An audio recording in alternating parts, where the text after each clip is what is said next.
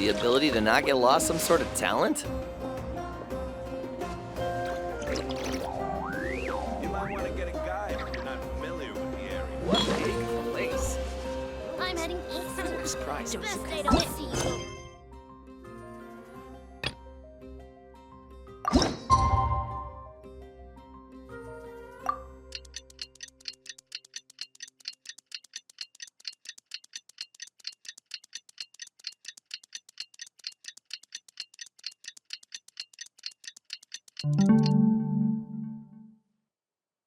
Melusines are beautiful creatures.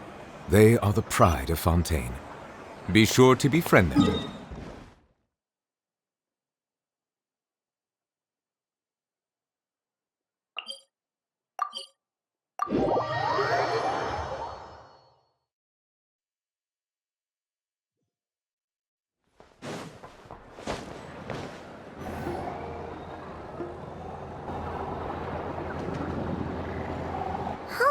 It's been a few days since we said bye to the others in Nasha Town. Still no news about Rarer, though. Where could he have slunk off to? If only he was gone for good. But with all the trouble he stirred up before, there's no way we've seen the last of him. Hello! You must be the traveler in Paimon? Mr. Flynn's has been looking for you. Unfortunately, there's been a serious wild hunt attack over at the quarry. He thinks it's time to regroup and figure out a plan. The wild hunt? Oh, uh-oh. We better get over there, right away! Come on, let's go!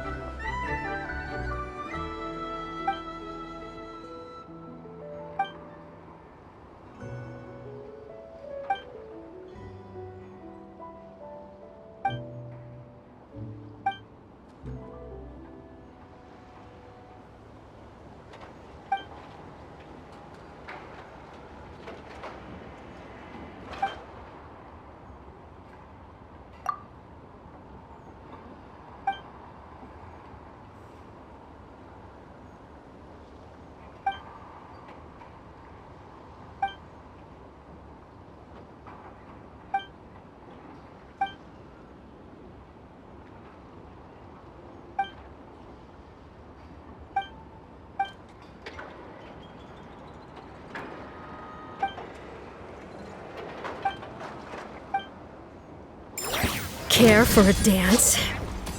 Overrule! No!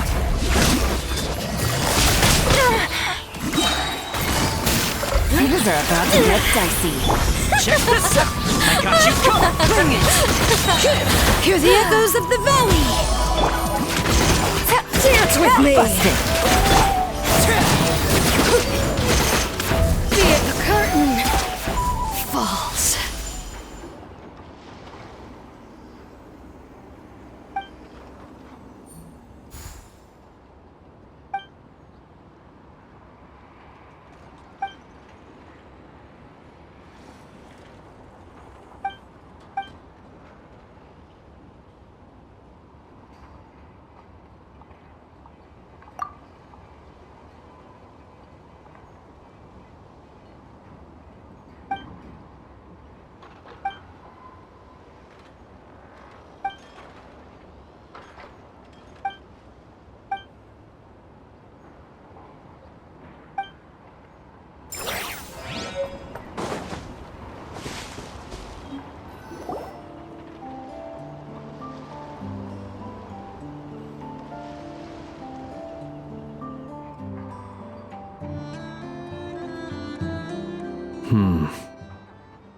I can barely sense any Kuvaki at all.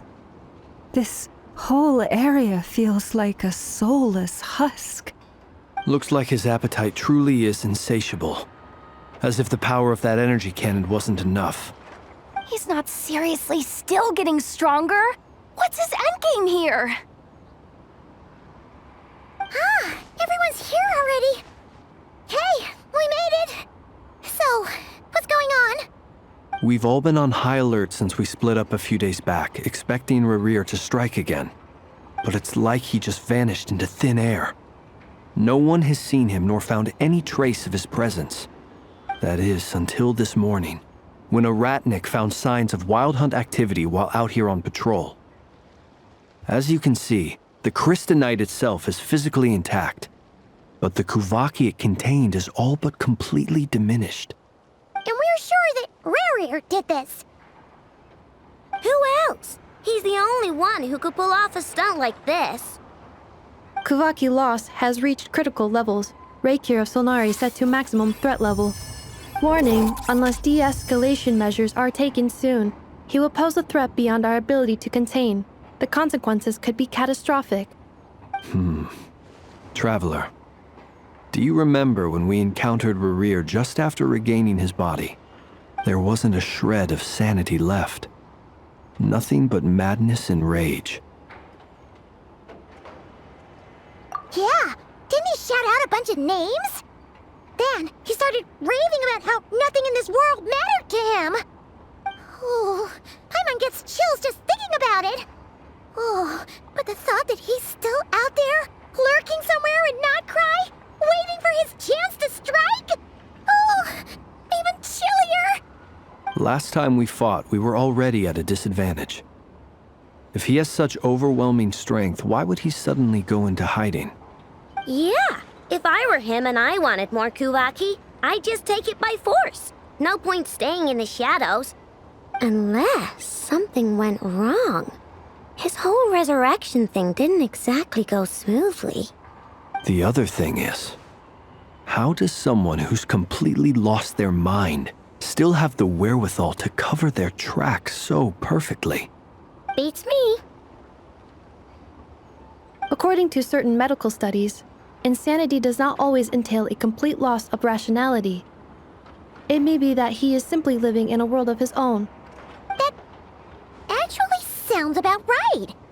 He was ranting away to himself the whole time, like he had zero interest in talking to us. There are many unanswered questions here. He could be right under our noses, and we'd still be in the dark. Besides his name and title, we know little about him. Certainly nothing about his past, or what he might be hoping to achieve. Exactly. And we wouldn't even know where to begin looking. Even Boss hadn't heard of the Reikir of Solnari before all this. I'd be willing to bet that even if we gathered together every scrap of intel in nodkrai, we still wouldn't find more than, like, 3 useful facts about him. So, if we do nothing, he'll just keep getting stronger. But if we want to investigate him, we have no idea where to look. Last time we had Marionette and her big robo-buddy to help us, and we still barely held our ground. If we had to face him alone... Oh, Paimon's head hurts just thinking about it. What are we supposed to do against a threat this big? Well, I do have a little hunch about his next move. Given that he attacked the quarry, I'd say it's likely he'll target other places rich in Kuvaki. Somewhere like the Eye of Krati, or the Pillar of Embla. One thing's for sure. If we just sit back and let him keep absorbing Kuvaki, we really won't stand a chance against him. A perfectly reasonable hypothesis. However, it is worth noting that these two locations are quite far apart. To investigate them both, we'll need to split up. I agree, we should split up. Right now, Rerir's goal seems to be gathering Kuvaki, not fighting us directly. Once we're done, let's regroup on Hisi Island. Wait, why Hisi Island? If I recall correctly, Your largest goddess statue was carved from Kuvaki-rich ore, was it not? That's right. Yes, it could well be a potential target of his. I should head back and start evacuating the pilgrims.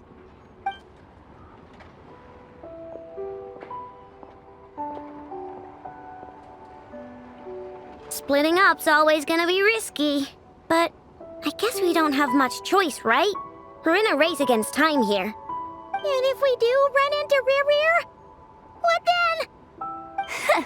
That's when you follow the third rule of treasure hunting. Run like the wind. Didn't you say the third rule was go with the flow?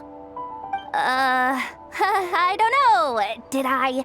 Anyway, whatever. In this situation, go with the flow means go find backup. Agreed.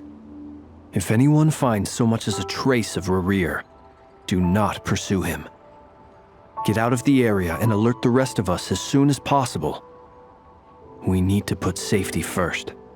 All right, we'd better get moving. Come on, Nefer, let's go!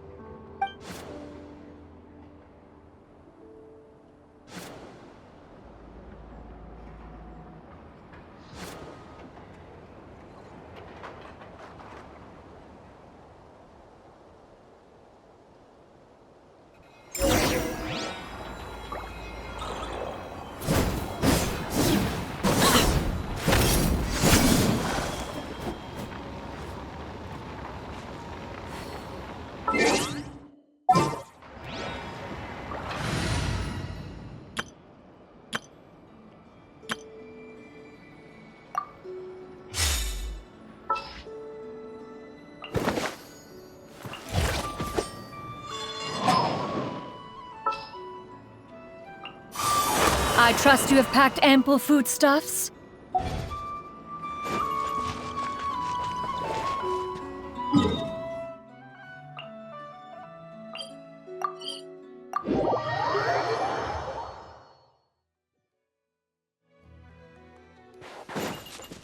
Time to roll!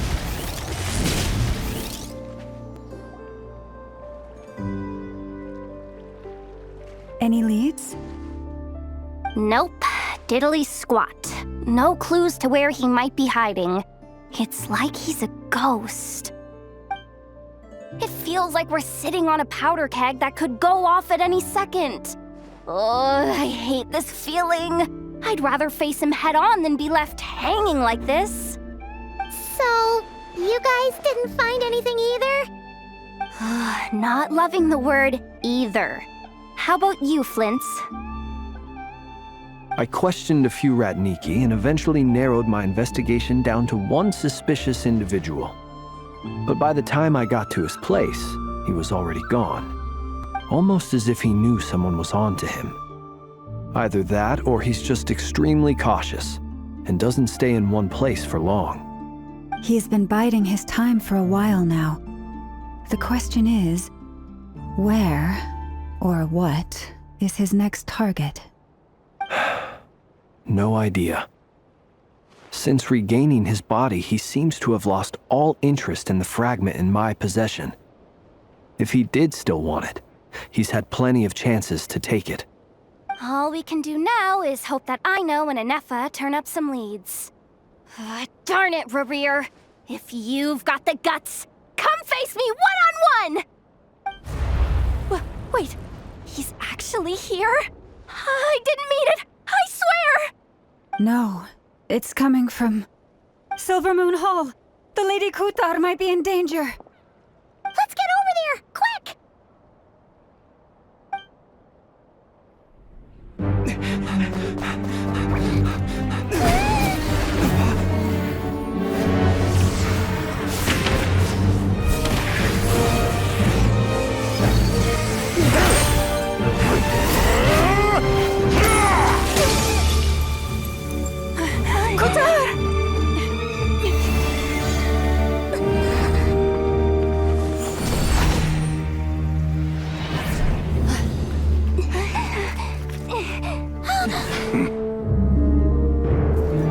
Why is he attacking the damsel elect? What's going on? No time for questions.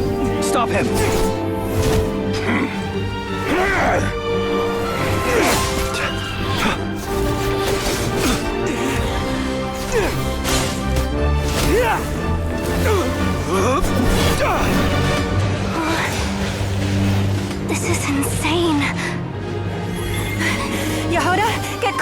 out of here! On it.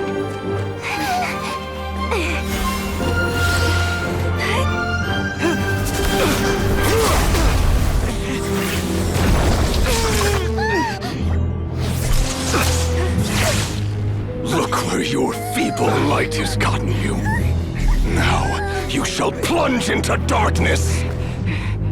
Felindus, soon I will find a way. Watch out!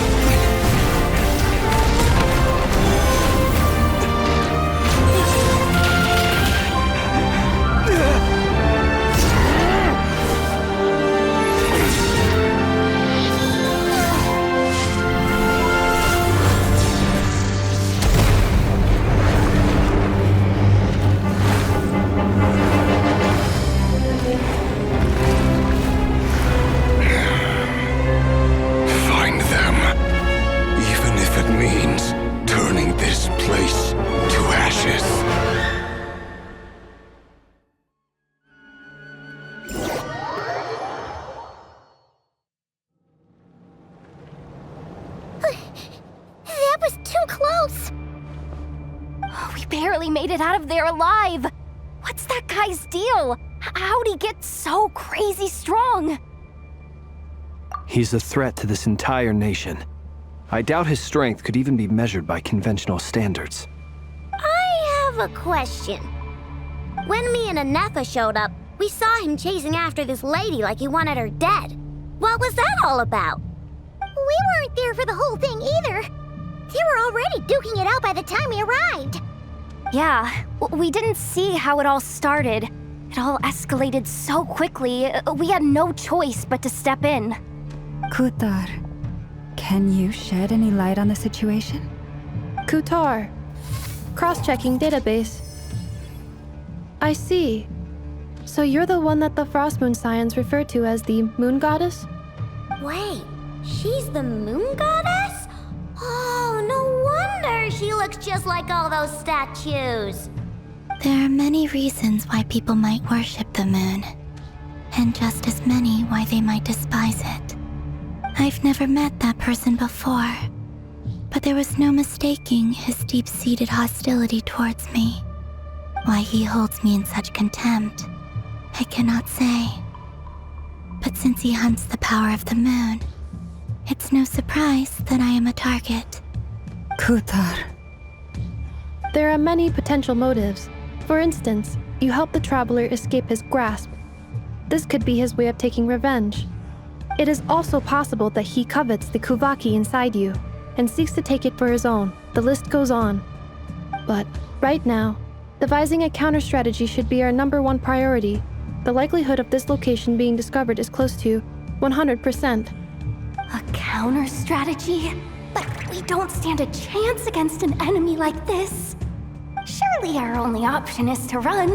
He's not gonna chase us to the end of the world, right? So as long as we can sneak out of nodkrai undetected. No, I can't say that. Come on, Yehoda, this is serious stuff. You can't suggest we all just chicken out. Running is our only option. Huh? You seem surprised, but what other choice do we have? We are facing an enemy we cannot possibly defeat in battle. Well, I mean, yeah, but still. It's not too late. I can distract him, so you have plenty of time to make your escape. Wait, what? You're gonna act as bait? Doesn't that make sense? I'm the one he's after. There's no need for you to risk your necks on my behalf. A coyote doesn't stop for bypassers while it's howling at the moon. What is it, Loma? The Frost Moon Scions have already grown accustomed to life without their goddess. My presence here is no longer essential, and this is not my home, so you needn't ask me to stay. We can't just roll over and let him get away with this. That's not our style. Yeah, we can't just call it quits after everything we've been through together. Besides, she'd pretty much saved my life back there. If I just ditched her now, I'd never forgive myself. We can't overlook that you have saved our lives multiple times now. To talk of returning the favor would be a little crass for my liking. But suffice to say that we are friends, and friends look out for one another. Riri's true objective remains unclear. Even if we were to sacrifice Miss Kutar, there's no guarantee he would stop.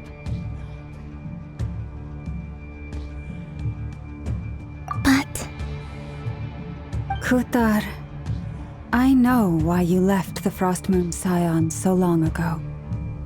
It was because people started treating prayer as a form of trade. They would make self-centered wishes, force you to accept meaningless offerings in return, and then expect you to perform miracles for them, as if that were their entitlement.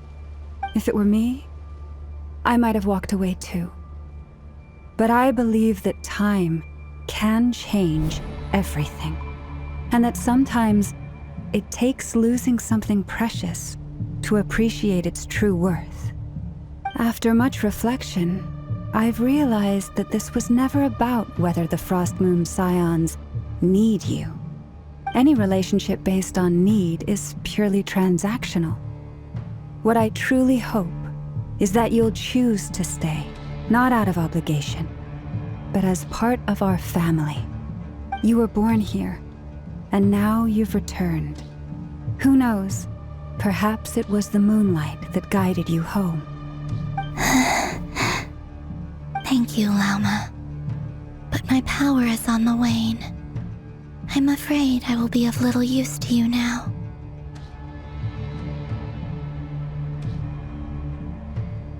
Very well then. I'll do as you say. Both times you saved us, we were transported across great distances in an instant.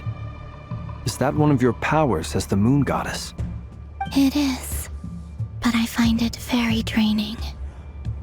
I barely managed to pull it off just now, and it will be some time before I'm strong enough to do so again. Rejected by the world, my power is dwindling. Like a lake cut off from its source, slowly shrinking away. Now, it has almost run dry. What do you mean, rejected by the world?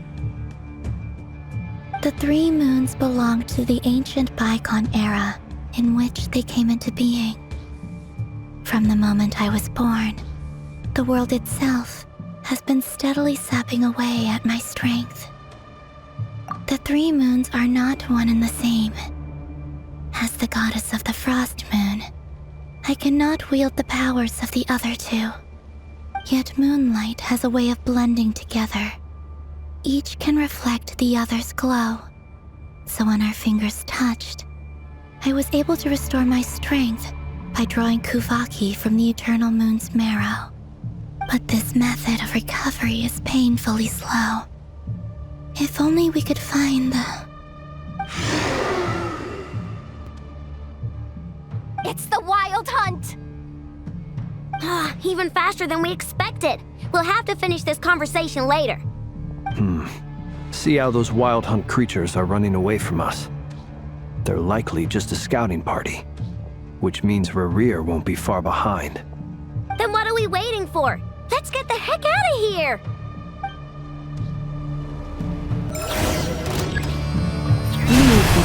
Be silent. Observe. Oh, they just keep coming! This is driving me nuts! Rerir's closing in on us. We need to pick up the pace.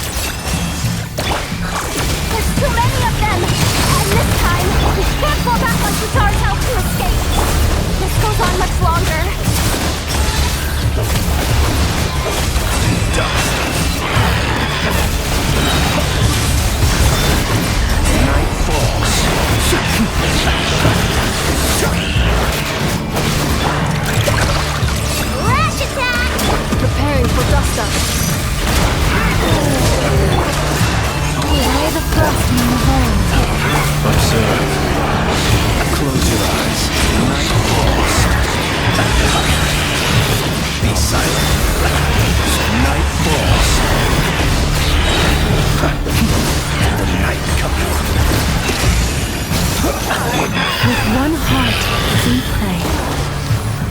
We coalesce. Being done! Installation chamber deployed. Alternating protocol. Close your eyes. Be silent. Night falls. Observe. Beware the creatures of the night.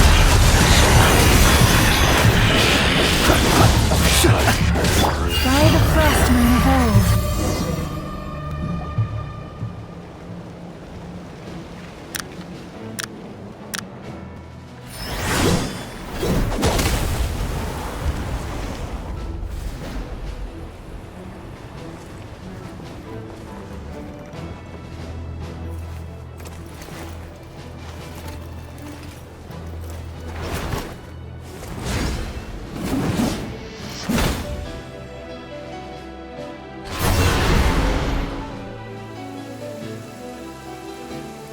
What's the matter? Bit off more than you could chew? Who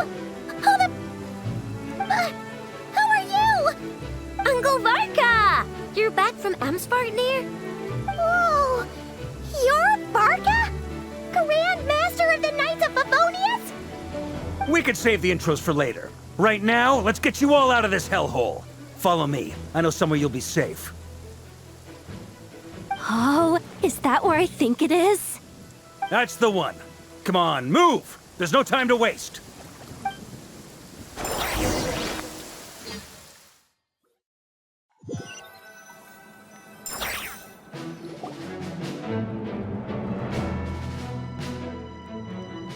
Wow!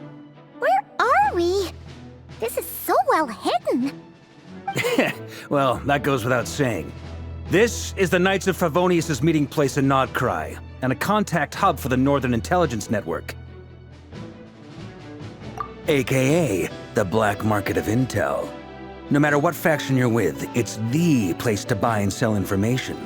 Their headquarters are in Nodkrai, but they've got contacts in every nation. As an expeditionary force on foreign soil, working with them has offered us the most effective way of getting our hands on reliable local intel. This is where we meet, so naturally, it's secure. Anyway, where were we? Folks from Nodkrai should be pretty familiar with me by now, but I believe this is the first time we've met. Allow me to introduce myself. I am Varka, Knight of Boreas, and Grand Master of the Knights of Favonius. We've heard all about you. This meeting's been a long time coming. You look way younger than Paimon expected, but you definitely have that Grand Master vibe. Well, I'm no spring chicken. Just not showing my age yet. Definitely feeling some of that back pain today, though. Rushed back from Amsvartnir without a wink of sleep, only to get right into another fight with that freshly revived maniac. Another? You mean you fought him before? Yep. He wasn't nearly as strong back then, but he was still a formidable foe. I brought some of the knights along to give him a little surprise, but he saw us coming from a mile off. My squad took heavy injuries, and I barely made it out alive myself. We knew it might have been our last chance, so we staked everything on it. But still, it wasn't enough to stop him. I tried tracking him down afterwards, but he didn't leave a trace. Even in his unhinged mental state, he's as cautious as any trained operative. So, I decided to come find you. And as luck would have it, turned up to find you being ambushed by the Wild Hunt. The rest, you already know. Is that why he's been frantically absorbing Kuvaki these past few days? Because he sees you as a threat? Maybe I'm part of the equation, but even if I weren't, I'm sure he'd still be gathering power. He's clearly working up towards something. Note to self, Uncle Varka's strength rating officially upgraded. Guess it's my turn to ask questions now. So, what exactly has been happening in Nodkrai? Why is the Wild Hunt returned in humanoid form? And why is it after you? That's a long story, but I'll try to make it quick.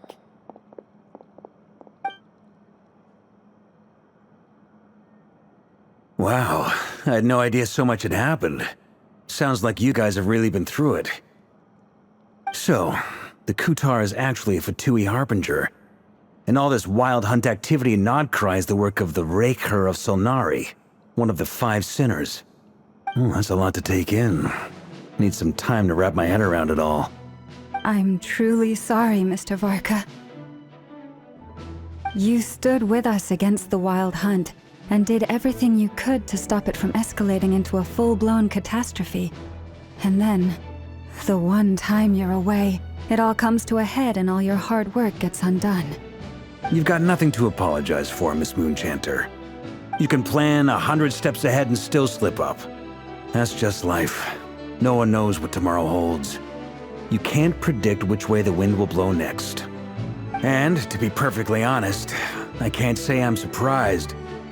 For all the times we've defeated the Wild Hunt in the past, we've never been able to completely wipe it out. Turns out, we were just delaying the inevitable. But now that a new variable has come into play, fate may well take a different course. A new variable? You mean us? Who else? And in a strange way, I think his resurgence might not be an entirely bad thing. The Wild Hunt is like an unrelenting force of nature, but Rerir is an individual with an agenda. He's gotta have a weak spot somewhere. That said, while I was explaining everything just now, some of the points that Mr. Flint's added caught my attention. You mean about our mystery ally? That's right. From what you've said, not only did they lead you straight to some key files, they also shielded Hisi Island from a lethal Kuvaki blast. I don't know who or what could pull something like that off. Heck, even Miss Columbina doesn't have a clue. I hadn't heard the story about those files. Would you mind repeating their titles for me? Wild Hunt Phenomena Log, a nodkrai and Ratnik's Field Journal, and Kuvaki Survey Log. Oh. No. Still doesn't ring a bell. Another dead end. Guess all we can do now is hope that our mystery ally keeps showing up when we most need them. Still, it's safest to assume they won't be intervening again. From here on out, we'll have to resolve this crisis by ourselves. Your intel also explains something else I've been wondering about. The reason I led my team to Amsfarnir was because we'd had reports about a possible source of the Wild Hunt showing up there. But once we looked into it, it turned out to be a red herring. I don't know who was behind it, but clearly, it served its purpose. I doubt it's by chance that he happened to make his comeback while my attention was diverted. And from everything you told me, it sounds like his scheming began well before his return. So maybe luring me away was all a part of his plan. But is it even possible that he orchestrated all of this by himself? The Moon Maiden and the Nefer of Solnari, nodkrai of all places. The way everything is unfolding, it can't be a coincidence. So, what do we do now? Got any ideas? Right now, we've got at least 3 things to consider. Let's go through them one by one. First, we need to figure out how to take down Rerir. If we can't beat him in a straight-up fight, the rest won't even matter. To my knowledge, the bulk of nodkrai's fighting force is already gathered here. But even with everyone united, we're still no match for Rerir in his current state, let alone with his power still growing. What if there was a way to tap into a new power of our own? How so? Have you thought of something, Columbina? 3 moons once watched over this world. The Eternal Moon was the largest. The Frost Moon was the brightest. And the Iridescent Moon was the most mysterious. They say that back then, the 3 moon goddesses wielded immense power. Enough to shape the workings of the world itself. I now bear the Frost Moon's power, and the Eternal Moon's marrow resides within the Traveler. Hold on. Are you suggesting? The iridescent moon, the last piece in the puzzle. That's right. If we can find the Iridescent Moon's marrow, I will be able to regain my strength much more quickly. The 3 moons are said to stir the tides and illuminate all things. Perhaps they hold further secrets beyond our understanding. According to my analysis, the solution is feasible. However, it is subject to one major condition. How do we locate the iridescent moon's marrow? I know a way, but we will need to visit the Fatui's Experimental Design Bureau. The Experimental Design Bureau? Are you saying we need to involve Marionette? Yes. I must speak with Sandrone. It's a long way from here to the Experimental Design Bureau. There's a high chance you'll be spotted. You shouldn't go alone. Then that's settled. Next up, our second priority. Somehow, we need to figure out Rarir's end goal. As you saw for yourselves, when he was still in his wild hunt form, everything he did was for the sake of recovering his body and resurrecting himself. His first act since then, after laying low for a while, was to try and assassinate this young lady. People's obsessions often reveal their greatest vulnerabilities. There must be a reason why he despises the moon so deeply. Perhaps it sheds some light on his title, the Raker of Solnari. The Wild Hunt has plagued nodkrai for centuries now. If we want to stop it for good, we have to get to the root cause of what's driving it. It's true. We still know very little about him. If Kuthar hadn't given us that lead, we wouldn't even know his name. But where would we even start? I doubt even the Intel Queen of Nodkrai has a clue, and she has info coming out of her ears. Oh? That's a rather hasty conclusion for someone who's so painstakingly meticulous when it comes to dealing with machines. Ah, she heard me.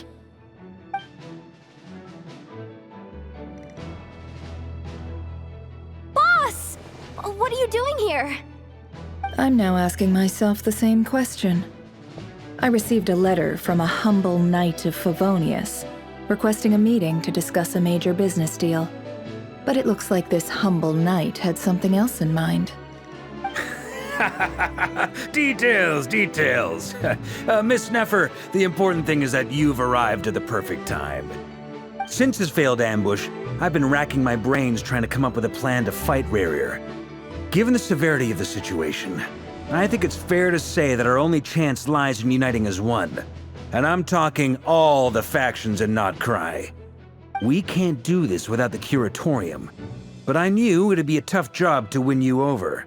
So, I took the liberty of reaching out for a little chat. Wait a sec. How did you even hear about this place, Nefer? Didn't you say this is meant to be the Knights of Favonius' meeting spot? And a contact hub for the Northern Intelligence Network? And isn't it supposed to be super hidden? You really think he could have gotten settled in Nodkrai without my help?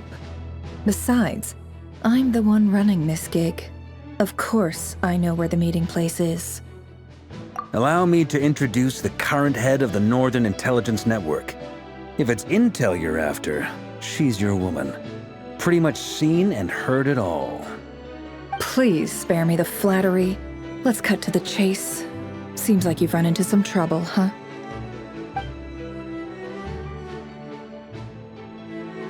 Well, this certainly qualifies as an unforeseen crisis. On behalf of the Curatorium of Secrets, I wish you all the best of luck. So you're just going to sit this one out? Why should I get involved? What could possibly be in it for me? What if we told you we can't do this without you? Oh? Then I'd say, you'd better make it worth my while. I don't work for free. I can't put a price on something like this. It's just not in my nature. But then again, you and I have always been polar opposites in this regard. So I can't exactly say I didn't see this coming. If you insist on compensation, I will pay you. Consider this a formal commission. Sound fair? You just don't give up, do you? Too bad. I know you well enough to know you can't afford my prices. The riskier the job, the more it'll cost. And a moon chanter's stipend isn't exactly generous. Unless you're planning to start passing the donation box around among the faithful. Boss, just a thought. If they come up short, maybe you can take the difference out of my next few paychecks. Things got really dangerous during the fight with Rerir. If this girl hadn't saved me, I'd be ley line fodder by now. I'd be gone for good, boss. If there's any way we can make this work, I'd really like to help her. Please? I'm begging you. This is why I'm always telling you never accept favors. They are the hardest debts to repay. You have to be careful who you get involved with, or you invite all kinds of misfortune. Very well, Yehoda, I will help. But just this once. Don't count on this happening again. Flynn's, that fragment that Rerir was after, do you still have it on you? Of course. Let me borrow it. I need it to follow up on some leads. Wait, you actually have some leads? Shh. This is top secret information. I get it. We all have things we'd rather keep to ourselves. Plus, I know we can count on you, so we'll leave the intel gathering in your hands. And that brings me to the third and final item. We need to find a way to distract him. We need time to make our move, so someone will have to stall him. I'm in for this part, no matter what. Anyone coming with? Count me in too. Come off it, you two. Quit playing heroes. I'm way ahead of you here. And nefer did a scan of the moon goddess's Kuvaki signature, and we're gonna use it to make some decoys over at the Kramkake craft shop. Anyone who's in, follow me. Once they're ready, we'll deploy the decoys across nodkrai. So as long as the rest of you keep moving, he won't catch on to your scent and won't be able to track you down. I like it. Genius idea. No biggie. All right then, we'll split into 3 teams. Once your team has finished their mission, return here and wait for the others. Dismissed!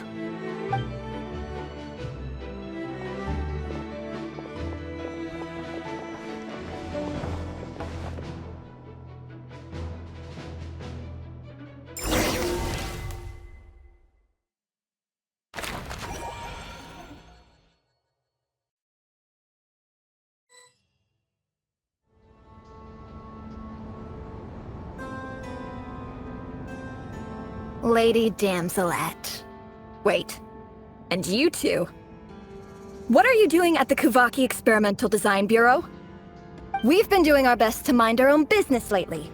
But if you're just gonna waltz up here like this, you're seriously pressing your luck. Don't blame us for doing what we have to. Huh! You really think that's gonna scare us off? We're not looking for any trouble. I just want to see Zandrone. Do I need to remind you that you're still a wanted fugitive for deserting us? Out of consideration for our former ties and the crisis we're all up against, we'll let you leave in one piece. But don't even think about trying to get inside. Let them in. But... Are you going to make me repeat that? No, my lady. Zandrone seems to be in a good mood. Must be maintenance day.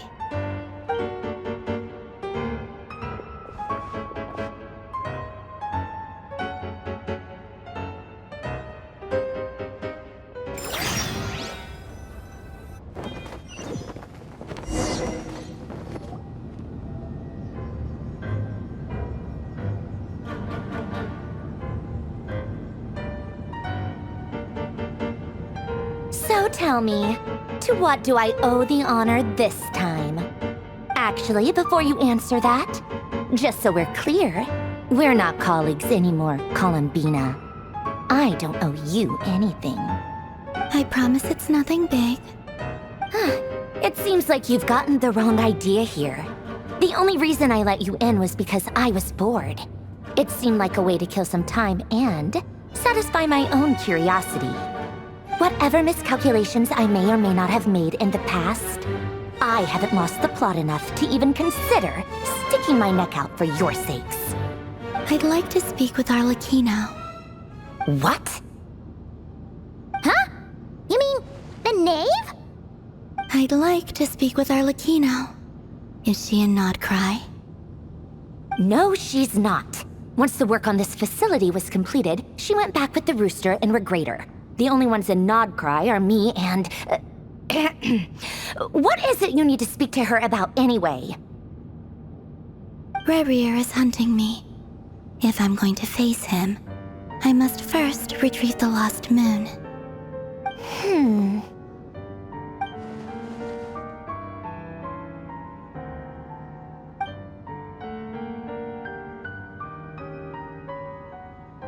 Is that a no, then?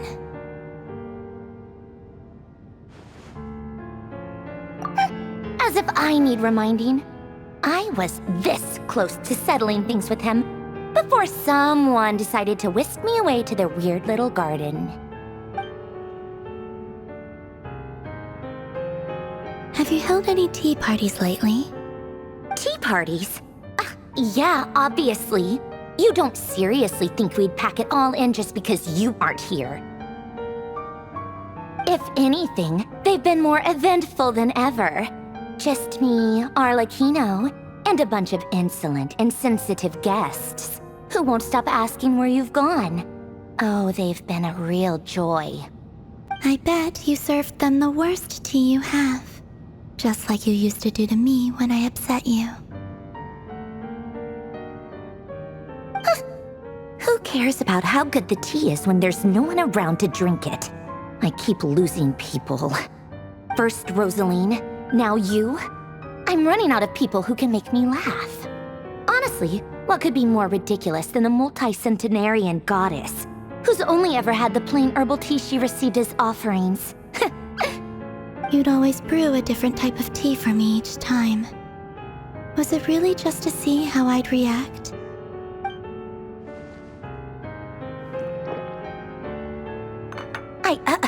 Well, duh. Why else?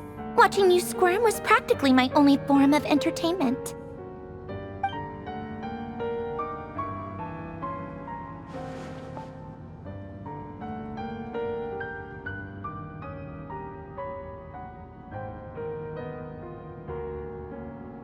Oh, yeah.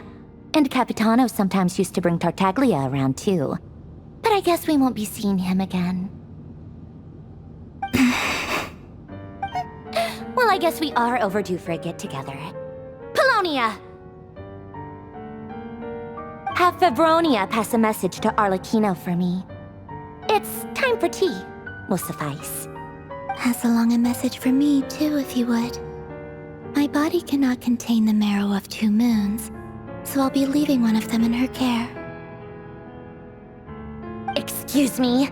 Who said you were on the guest list? If my tea meant that much to you, maybe quitting the Fatui wasn't your brightest move. Back when you were under the Tsaritsa's protection, no one would have dared come at you so openly. But that protection didn't come for free. In fact, I paid dearly for it. At the end of the day, it was just another transaction. I just got tired, that's all. I never wanted any part in their grand ambitions, and I've had enough of being treated like a bottomless supply of power. It brings back memories from the old days, when I was still worshipped as the moon goddess. Centuries on, it may be a different group of people, but I see the same greed in their eyes. I figured you'd leave eventually. You didn't have as much of a reason to stay as I do. The Tsaritsa gave you shelter and protection, but that was it. Nothing more, nothing less. Meanwhile, the Fatui demanded everything from you in return, until it was more than you could bear. I get why you left.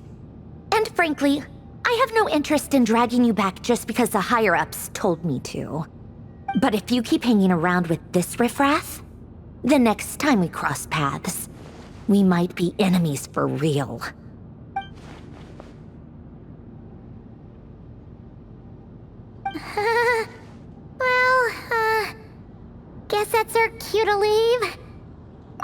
That might be your plan.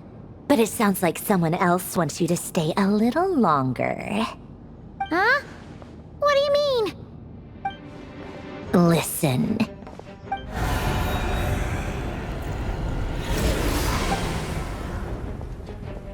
My lady, it's the Wild Hunt. A horde of monsters is headed straight for the facility. Another uninvited guest trying to crash my tea party. Clear the area. I'll handle this. Wait, what? You want us to leave you here by yourself? Huh. You'll be lucky to make it out of this alive. You really think you can afford to worry about me? Go on, get out of here. You may have stopped Polonia from crushing him last time, but I've made sure that won't happen again. The entire Experimental Design Bureau is rigged for war. Stay and watch if you want, but it'll be at your own risk. You're not flagged as friendlies in the weapons system. Don't tell me what to do! Look, if you're leaving, make it quick, or you'll just get in my way. There's a secret passage on the second floor. It'll take you right to the plains out back. Stare all you want, Columbina. You're not getting another invitation to my tea party. I know. But thank you anyway, Sandrone. This is exactly why you shouldn't hang around with those people. All their melodrama and sentimental nonsense is rubbing off on you.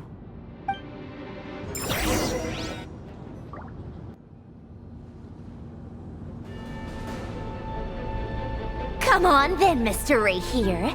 Let's pick up where we left off. It's your Wild Hunt monstrosities versus my beautiful creations. Let's see who comes out on top.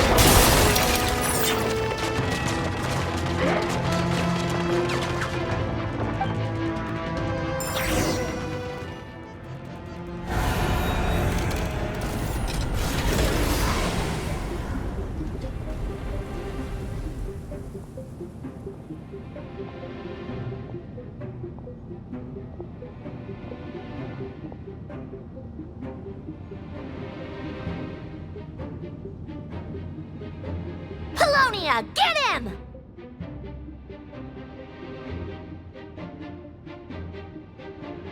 I've upgraded Polonia again since our last encounter, and uploaded every last scrap of your data. So let's finish this, once and for... She's not here. Where did she go?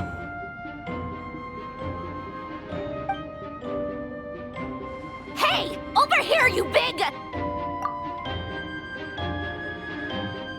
Curse it. Moon.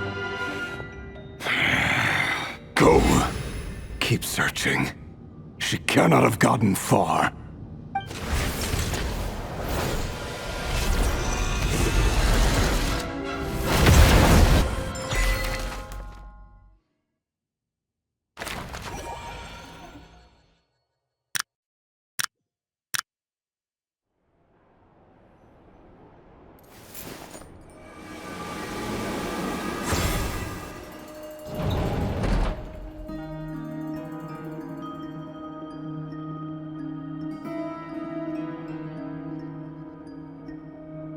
So this is your method for investigating Rarir's past?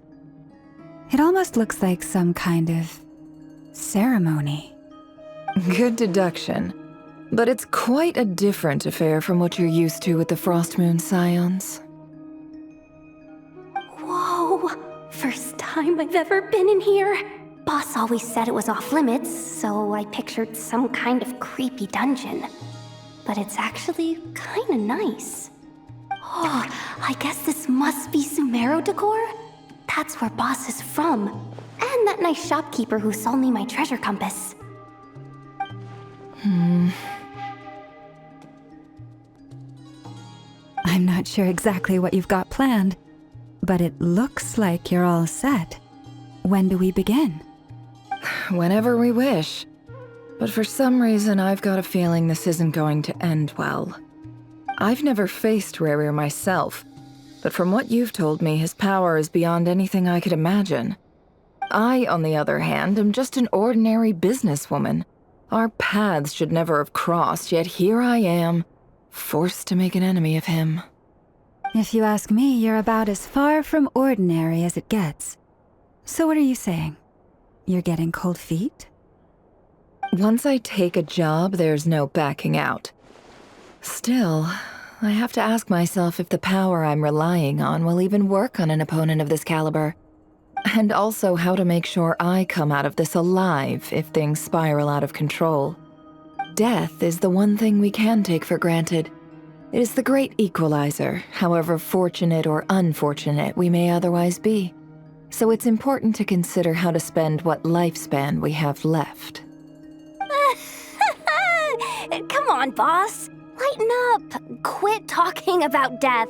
It's bad luck. For once, I agree with you.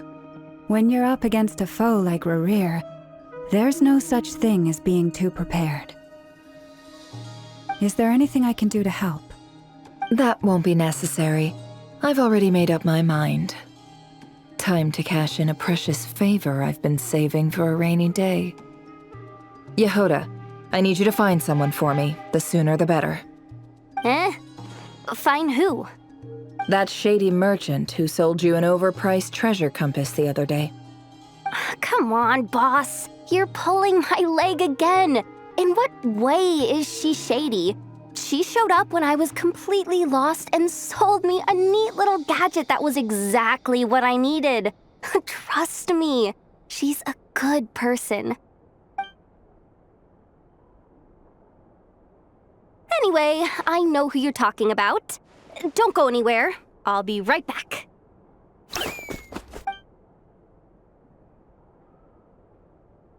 Quit grabbing me. I genuinely can't run any further.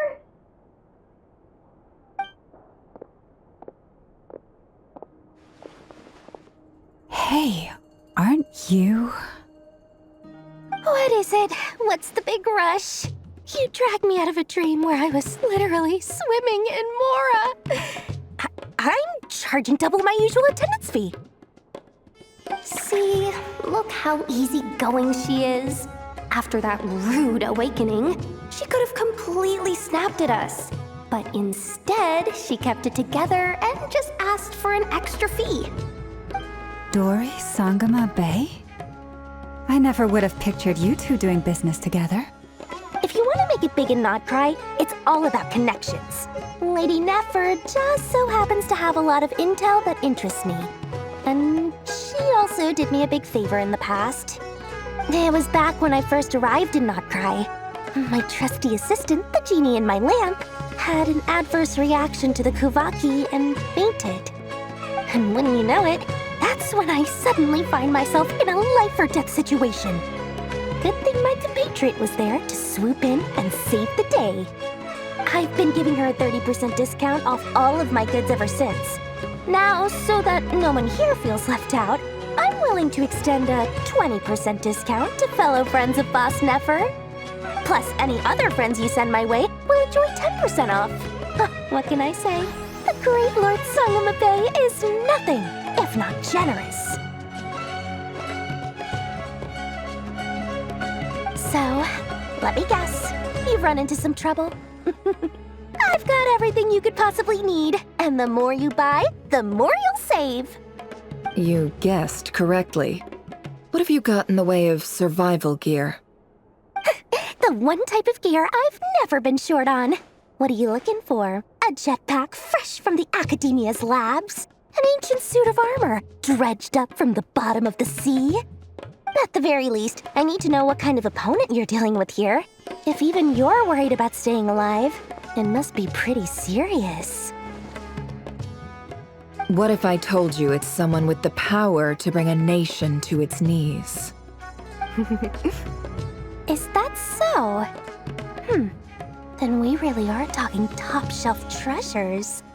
I don't have anything like that in stock right now. I'll have to ask my supplier. Your supplier?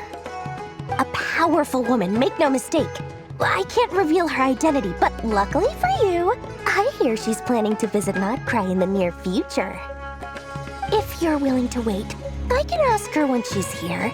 Can't say exactly how long that'll be, though. Then, let me put it another way. What would you do if you encountered an enemy like that? Roll over and serve yourself up on a silver platter? Of course not! I have a handy little trinket from one of my generous suppliers, which... Hold on. What exactly are you getting at? No, this is for my personal use only! Let's just say I'm borrowing it, all right? Just for insurance purposes. You'll get it back later. Favors are the worst kind of debt to owe, and now you've got a chance to repay one. A win-win situation, don't you think? Fine. You can borrow it for 5 days. No, make that 3. And for every extra hour after that, I'm charging you 1,000,000 mora. Deal? Deal.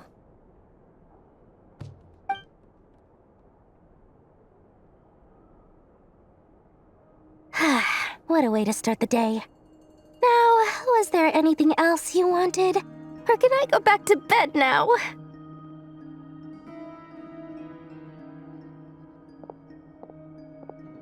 That will be all. Take care now. Don't trip up on your way back, friend. See you later! You're my favorite shopkeeper.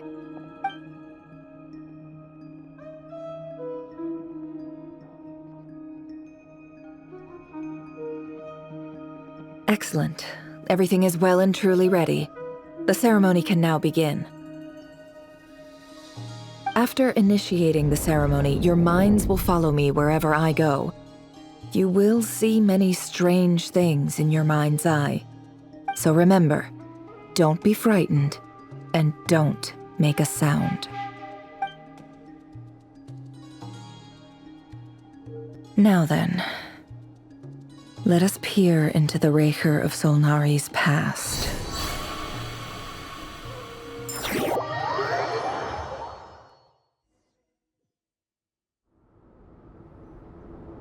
I made it. I don't recognize this style of architecture.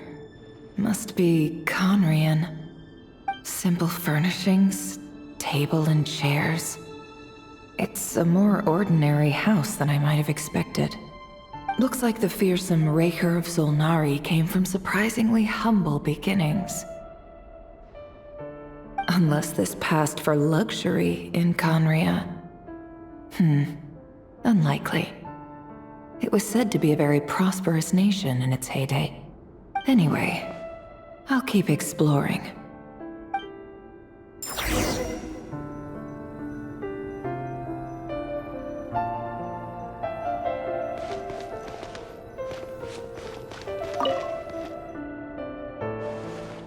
Hi, Reverie. Since you're working extra hours tonight, I thought I'd keep myself busy by checking out that new kebab shop. I've heard good things about their menu. I'll test it out, and if it's as good as everyone's saying, let's go back together sometime. P.S. New stash from the Universitas Magistrorum. I brought some goodies home. A few teacups and a pin rack. Hope you like them. They didn't sign their name, but they must have been close. Sounds like they were living together.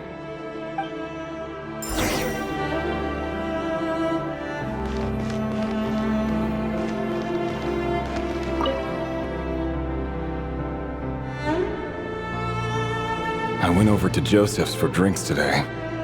They have a fine collection, but I went alone. Felindis was tied up with something and couldn't make it. Joseph asked why I came alone, but I didn't really have an answer.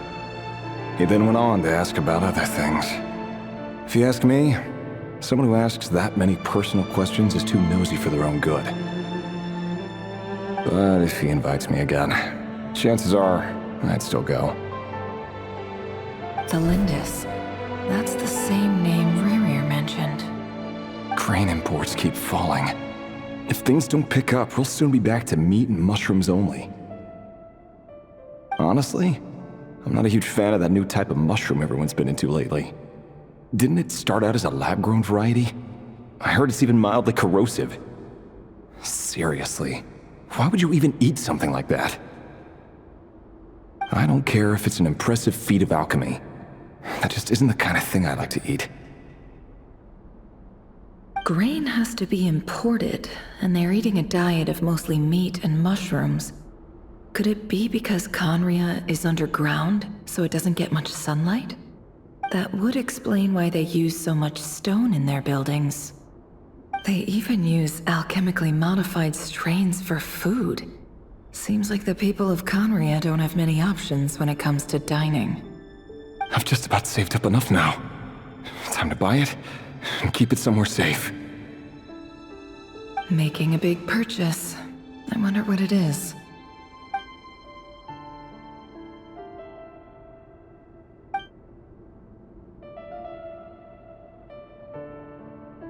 He really is a professional. No wonder he's so good at covering his tracks. Despite what he's become, it seems like he's retained certain habits, at least in this regard.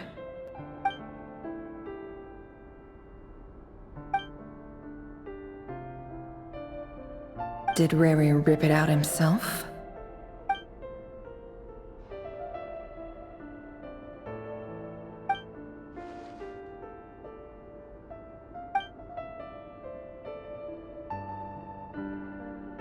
Before I met you, I was convinced that my heart was nothing more than a stagnant pool. The burial place of a fallen moon. A withered, windless grove where the waters rested forever unrippled. It was you who helped me see that my heart hadn't entirely withered away. That it could still beat to the rhythm of love. This is just trivial sentimentality from the looks of it. Why would he go to the trouble of hiding that? The burial place of a fallen moon.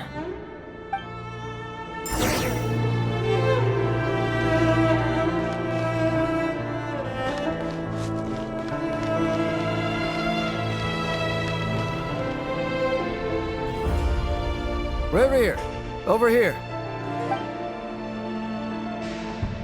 Dane! Oh, and, Vediflin here? What a surprise to see you here, sir. Hello there, Rerir. You need not address me so formally outside of court. He doesn't get that much free time, so I invited him over for a drink. Even the court prophet deserves a break every now and then, right? Well, I'm flattered. So, what are we discussing today? Hey, don't look at me. As far as I see it, we don't need an excuse to have a few drinks. Come on, don't give us that. Didn't you say you were about to pop the big question? How's that coming along? Who'd have thought the great Twilight Sword was an even greater gossip? I just didn't expect you to be the first one to settle down and get married, that's all. Yeah. If you told me that a few years ago, I wouldn't have believed you either. So, are you planning to come clean about your job then? I'm guessing you still haven't told her. Sure, I'll have to tell her at some point. But I'll need to pick the right time and place. To be honest, I have no idea how she'll take it. Come on, stop being such a pessimist. For all you know, she could be thrilled. I bet she'll be much more impressed by your actual job than the one she thinks you're doing now. A member of the King's Guard. Quite the cover story. Does the king himself even know? Of course he does. Anyway, enough about me. How have you been? Me? Same old, nothing much to... Huh? What's up, Ved? It's nothing. Vediflin, Dainsleif's elder brother. Renowned throughout the court of Conria as the Visionary, and said to possess a wisdom far beyond the reach of any ordinary man. And yet, despite the gulf between us, he seems to have something to say about me. Does he even know me? Does he see me as a friend of his brother, or just another of the Vinster King's blades? Why did he react so strongly? Was it really to do with what we were talking about? Brown, curly hair and brooding blue eyes. So this is what Rerir looked like back in the day. Perfectly normal. No different from anyone else. As frightening as this monster is in the present, there's something even more unsettling about seeing the human he used to be.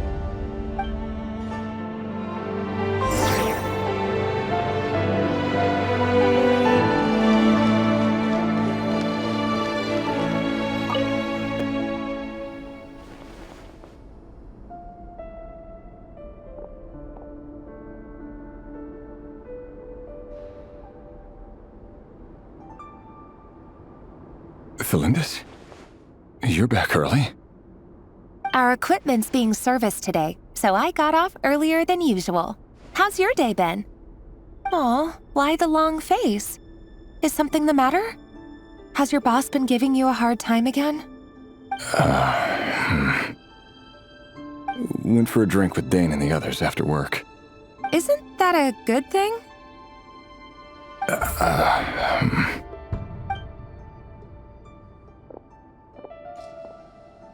Vediflin showed up today, too. You know, Dainsleif's older brother. Ah, Mr. Vediflin. Yes, I've heard of him. They say that everything he says ends up coming true. He overheard Dainsleif mention that I'd recently proposed, and seemed to have an issue with it. But when I asked what it was, he kept it to himself. So, you're worried? You can be such a child sometimes, Rerir. We're nobodies. Why would the Visionary be concerned about us? I'm sure someone in his position has much bigger fish to fry. Maybe you're right. You worry too much, Rerir. We've been together for ages now, and everything's been going so well, has it not? You've even proposed to me. So, you do remember. Tell me then. What's your answer? Like I said, I need some time to decide. You can't just rush into things like this. We may be nobodies in the grand scheme of things, but if we want things to work out, we've still got to plan ahead. All right. Take your time. Just don't keep me waiting forever. Nobody's. Sounds about right. In the eyes of people like Vedalfnir and Dainsleif, what do we matter? Can someone whose gaze is so fixed on a far-flung future even see the present clearly? Besides, the dynasty's fate rests with the king and his inner circle. Whatever I do, it won't make much difference. Meanwhile, every idea they come up with, every decision they make, it affects everything. These days, the king is lost in his research, and the purge of the Crimson Moon bloodline grows ever more intense. The opposition tried to speak out, but nothing came of it. And I'm under no illusions as to why. Because we eliminated them and got rid of their bodies. A man can have 1,000 reasons to carry a sword, but there are few good excuses to use it. Yet the king has never even considered a gentler approach, and he never will. What becomes of someone who kills on another's behalf? Can he ever find true peace?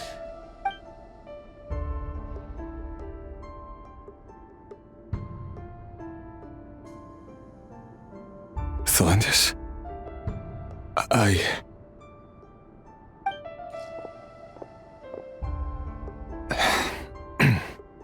It's nothing. You were right. Fate has never smiled upon nobodies like us. But by the same token, it's unlikely to bear a grudge against us either. There's no reason we can't keep living happily together, cherishing the simple joys of each day as they come. See? You just need to stay positive, Revere.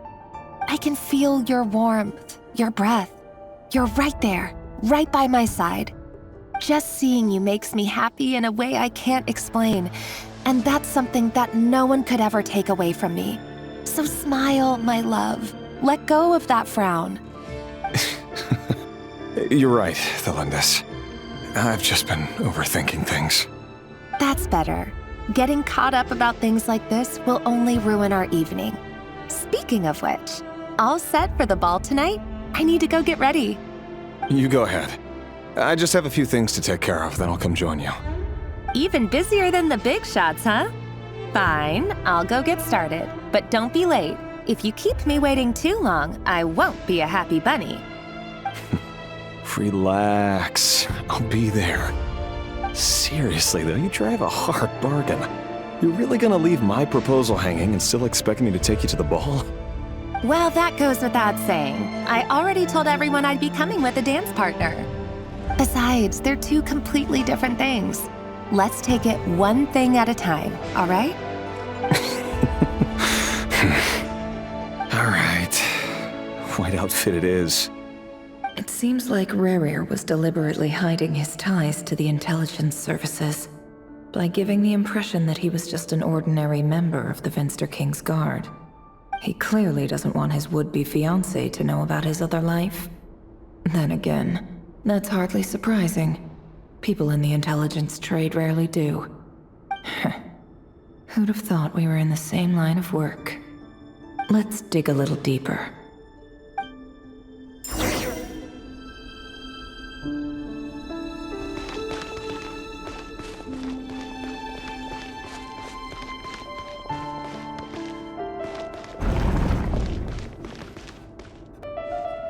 Our last operation was a resounding success, and all thanks to you, Rehir of Solnari. In total, we apprehended 32 dregs of the Crimson Moon, and 67 accomplices. After all these years since the dynasty's fall, so many of them still linger on. Indeed, it cannot be denied. Yet it was destiny that the Crimson Moon should be overcome by the eclipse, and that His Majesty, the all-seeing Venster King, now guides our nation on the path to prosperity. Khaenri'ah has no further need for a dead moon. But alas, there will always be those who refuse to see the truth, choosing instead to romanticize the past. That's not entirely true. Much about the Crimson Moon era was worthy of remembrance. and that's exactly why they keep trying to see it restored. Many of its secrets remain unsolved to this day. As it happens, that's precisely the field of study my partner is devoted to. You still haven't told her what you really do for a living. Where would I even start?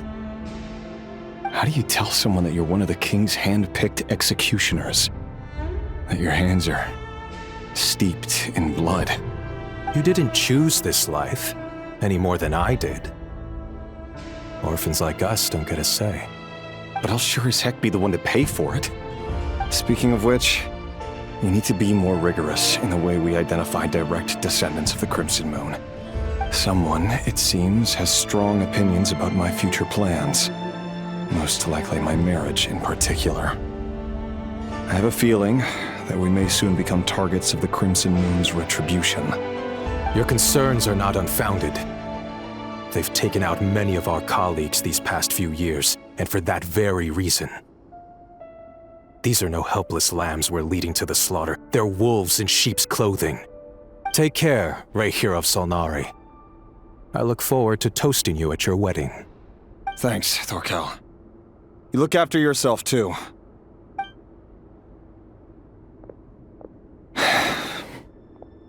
Thelindis, I never wanted to keep this from you.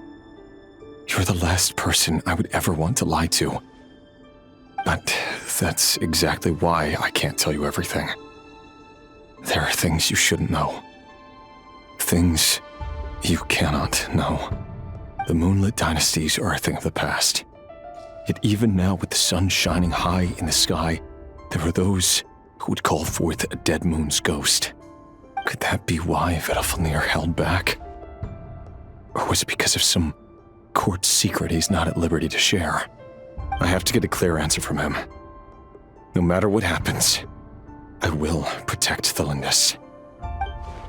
Rarir seems to be very concerned by Vedalfnir's reaction. Vedalfnir and Dainsleif, the Visionary and Twilight Sword. So that's what they were really like. I've investigated this whole area now. There doesn't seem to be any other memories here. Should I try somewhere else? Wait a second. What's this black smoke?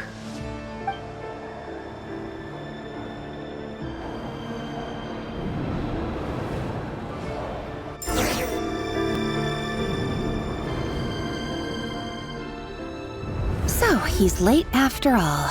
Just you wait, Rarir. You're in for it. Big time. Are you waiting for someone, ma'am? Could I tempt you into buying some flowers? Oh, sure. Pick me out a pretty bunch if you would. Thank you. But I'm afraid none of them are as pretty as you. For someone so young, you sure have a way with words, don't you? I'm only telling the truth. Look me in the eyes. You'll see I'm not lying. May we have a word in private? Who are you? And what do you want? It doesn't matter who I am. Too many of our kind have fallen lately, so I decided to take the risk of reaching out. Not long ago, the Rahier of Solnari led an assault on one of our strongholds. We suffered many casualties, and many who came to our aid lost their lives as well. Sorry, I don't know why you're telling me this.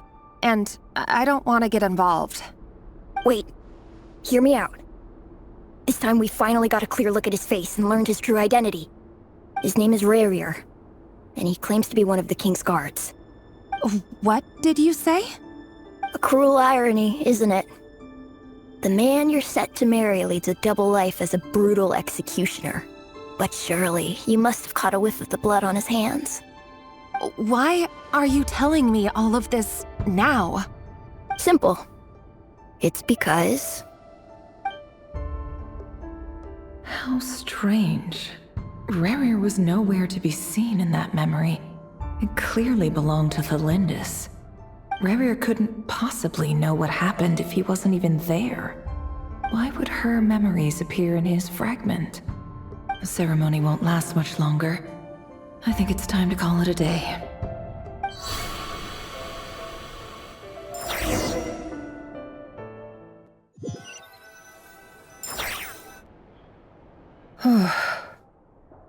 So that was your doing? Did you just pull us inside Rarir's fragment to spy directly on his memories? Any more questions, and I'll have to start charging. I had no idea you could do that, boss! Seriously, that was amazing! We're not worthy. We're not worthy! I gotta admit, though, I'm itching to see what happens next. Feels like we barely scratched the surface. I'm just as curious as you are, but the ceremony only allows for limited time inside. That's all we can see for now. Luckily, we managed to learn quite a lot. So far, so good. I just hope the others are doing okay too. Especially the group with the Traveler. Their mission is a risky one. Let's hope it's all going smoothly. If you're worried about them, go see how they're doing. If I know Boss, she's gonna need some time to write up all the details and make sure it's all coherent. I'll stay behind to lend a hand, but feel free to head back and meet up with the others.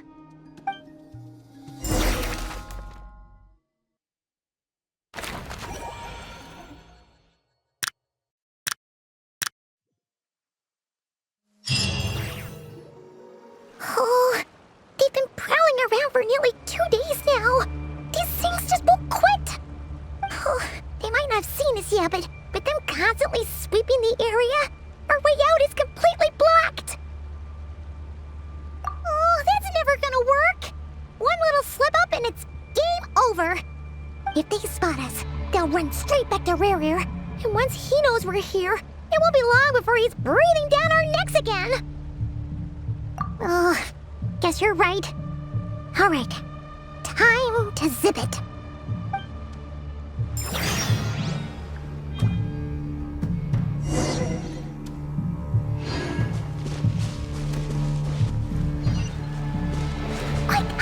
We almost got spotted. Phew, that was a close call.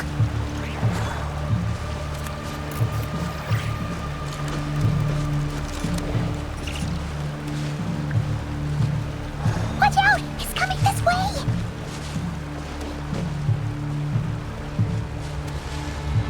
Keep going. We're nearly there. This is the final hurdle.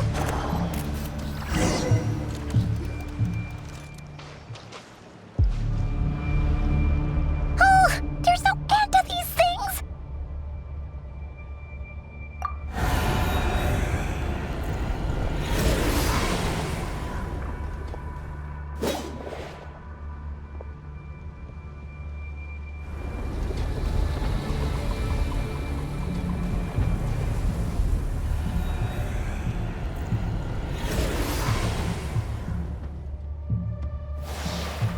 Fire.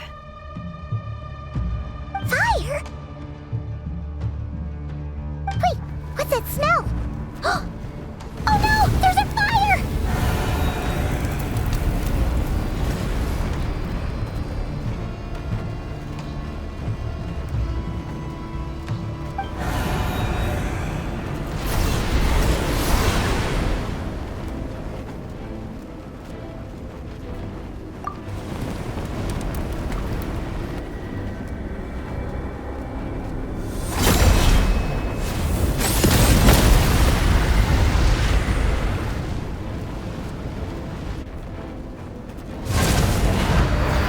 Drone was right.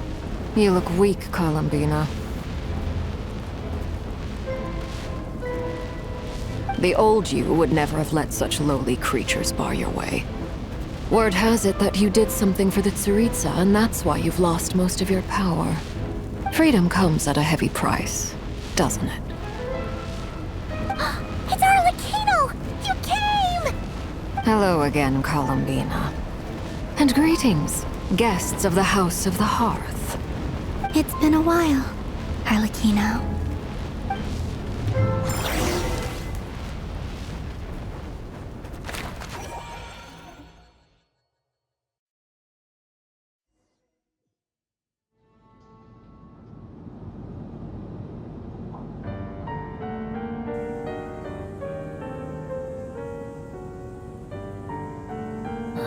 stupid Rahere of stupid Solnari. Ugh, whatever. I've got all the data I need. Next time we meet, you're finished.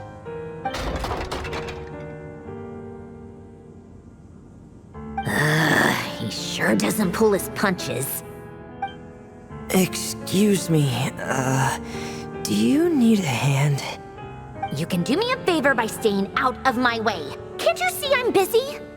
Wait a minute. I recognize that voice. Hello, Miss Sandrone. Father sent us over to help. Huh. How considerate of her. Hey, Fremine, get over here and help me fix this.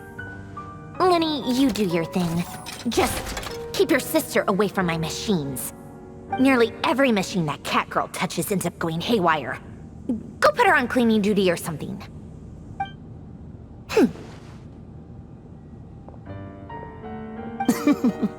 Then let's start downstairs. Fremine, we'll leave this place to you. You've got it. Wait a second. Pretty sure there's still some tea in the cupboard. If you want some, you'll have to make it yourselves.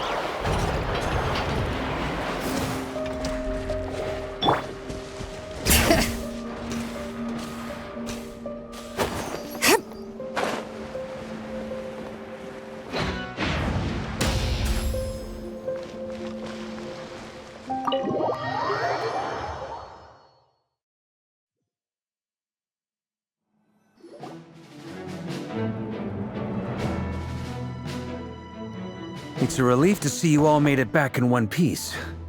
Huh? Feels like there's quite a few people missing. Where's Flint's and the others? And what about Nefer? I returned ahead of them. Flint is helping Ino and Nefer to set up the decoys and buy us some time. As for Miss Nefer... Boss is still wrapping things up on her end. She sent us back to fill you all in on the top secret intel we've been gathering. I see. Then let's get right into it. But first, who do we have here? You brought someone else in to help? Greetings. I was invited here to help as a longtime Tea Party companion of Columbina's. You may call me Arlecchino. Surely it can't be. Those eyes. Where have I seen them before? Wait, of course. In those memories we just saw. The only Arlecchino I know is the fourth of the Fatui Harbingers. So either you share a pretty uncommon name, or you're more than just a Tea Party buddy. You're well informed, Grandmaster. A man from Mondstadt living all the way out here in nodkrai, and yet the people and affairs of Snezhnaya seem to hold a special place in your heart. Oh, the feeling's mutual. Sounds like you know all about who I am, too. A Fatui Harbinger. The atmosphere in here just got really tense. Guess we can't just start trusting Fatui Harbingers, even at a time like this. I must admit, though, I'm a little curious. Seeing as the moon goddess no longer belongs to the Fatui, what makes you so willing to put your neck on the line here? Nor does nodkrai belong to Mondstadt, Mr. Varka. Yet still, you're fighting for it all the same. Things don't always have to have a tangible payoff.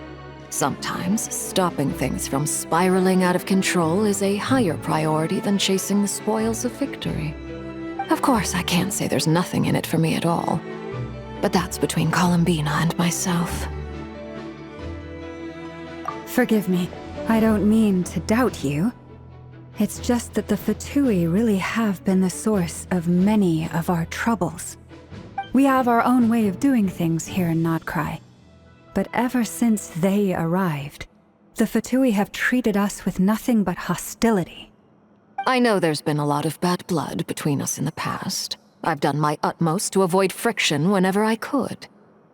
But sometimes fundamental conflicts of interest simply can't be settled amicably.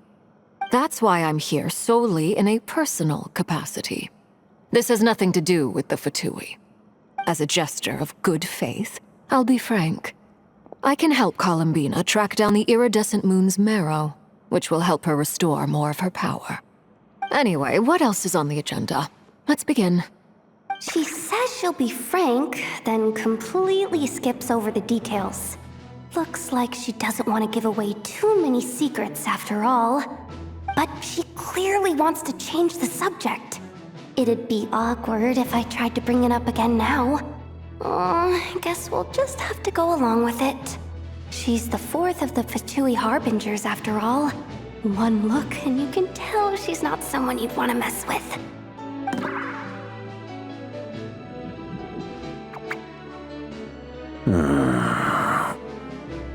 Well, since Miss Arlecchino sounds confident in her ability to handle that, we'll proceed to the next topic.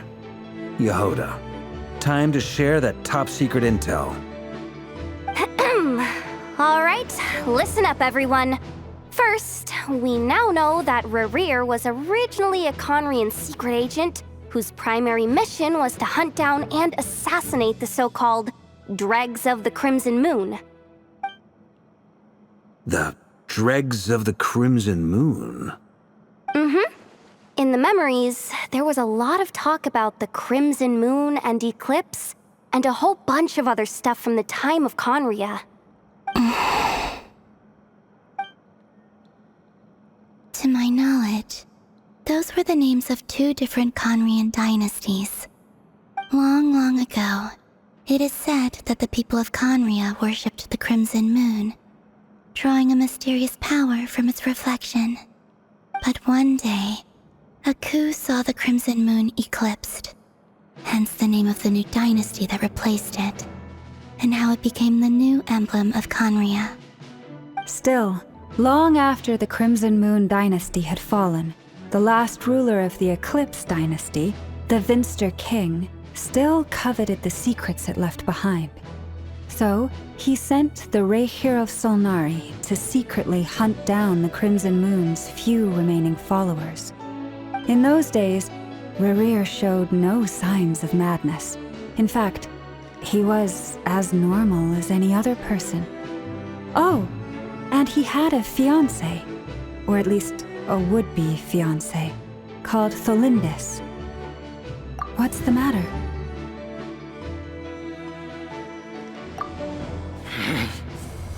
Verfnir, Freindaughter, Tholindis.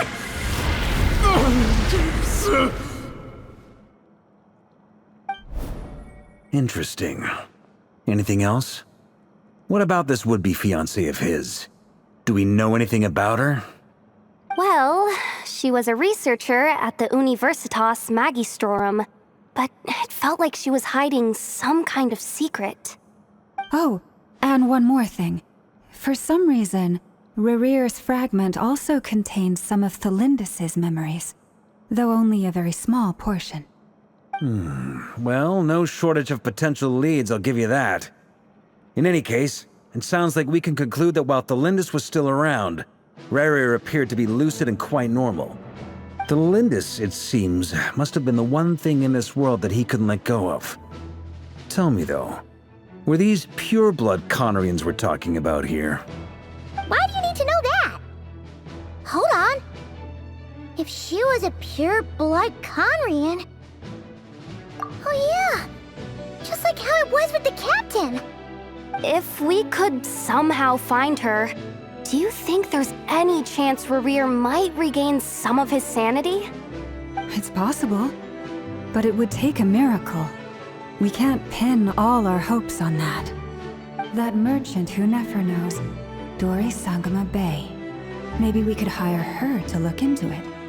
All right then. Let's keep working in our separate teams. Traveler, Paimon, Kutar, and Miss Arlecchino will go look for the iridescent moon's marrow. As for the others...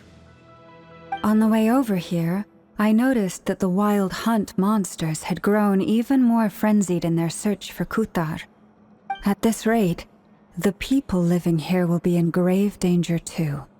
So I'm thinking of gathering together some of our followers to go wipe them out. I'll head back to the curatorium and meet up with the boss. Feels good knowing we've all got something to be getting on with. Given that the Wild Hunt has been a lot more active lately, the Lightkeepers have likely begun their own operations too. If that is the case, someone will need to pass the news on to Flint's. I'll hold the fort for now, then discuss our next move with Flint's, Aino, and Nefer when they get back. All right then. Well, the clock's ticking. If that's everything, we'll be on our way. We'd better get moving too. We'll try to buy you as much time as we can. Relax. Just do your thing. I decided to call in some backup since things are getting so hairy. Our reinforcements should be here any minute now. Stay safe, everyone. Dismissed.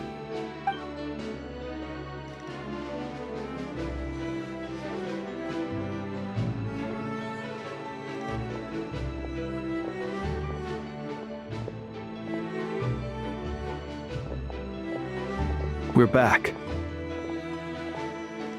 Did we get here a little early? Or a little late? A tad late. The others have already set off. To summarize, our resident moon goddess has found us a new ally, and Boss Nefer has uncovered some promising info. Everything going smoothly on your end? Not great. I don't know how long we can stall them for. The decoys are getting taken out way faster than we imagined. I'm gonna make some more later, but I need a timeout first. I'm so tired right now. Oh, right! Nefer, could you fill in Uncle Varka on what we just discussed with Flint's? Sure. Uncle Varka, you previously told us about how when you went to investigate a source of the Wild Hunt in Amsvartnir, you discovered that it was just a diversion. But according to Flint's intel, several outbreaks of the Wild Hunt had already occurred in nodkrai in the period leading up to that. That was before Rerir had regained his body, when he was far from regaining his full strength. In other words, in theory at least, he still lacked the means to act in two places at once. Flint's, with everything that's been happening, the Lightkeepers across nodkrai are rallying to fight back against the Wild Hunt. They're gonna need your help. I know, I'm sure you're capable of coming up with something far more effective than decoys. But for now, you should stay here and get some rest. And Nefer and I will head back over to Amsvartnir to see if there's anything I missed. I told you Uncle Varka would say that, didn't I? A deal's a deal. Not a word about my snack intake for the next week. Database updated. Reliability of Aino's predictions increased. What does that mean? They were betting on how you'd respond after hearing their intel. It's the obvious choice, isn't it? That's hardly worth betting on. We already decided that Nefer should go investigate the situation over at Amsvartnir on her own. You might as well stay here and keep watch. Someone needs to hang back and oversee our strategy meetings. And besides, you still haven't fully recovered from ambushing Rerir. So I've ended up with the easiest assignment. Well, I appreciate it, everyone. See you when you get back.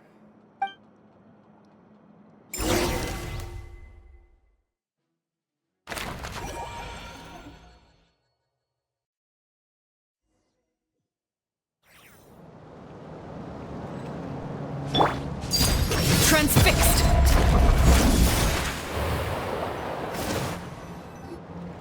Here, This will serve as a good spot to cross over.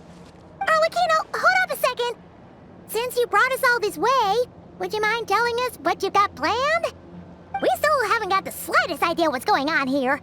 And if even Columbina doesn't know where the iridescent moon's marrow is, how do you? Simple. Because I am an inheritor of the royal bloodline of the Crimson Moon, and one of the last surviving embers of the Two Worlds' flames. Huh?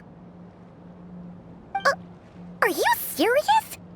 As in, you're a descendant of that Crimson Moon dynasty we were just talking about? The one from ancient Conria? Your surprise is understandable. I was also taken aback when I first learned of it. But the more I thought about it, the more I realized the signs had been there all along.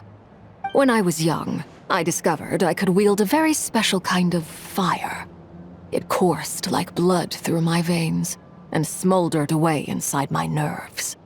What's more, whenever I experienced strong bursts of emotion or drew too deeply on this power, it was like some kind of presence within the fire would begin to gnaw away at me, consuming me from the inside out.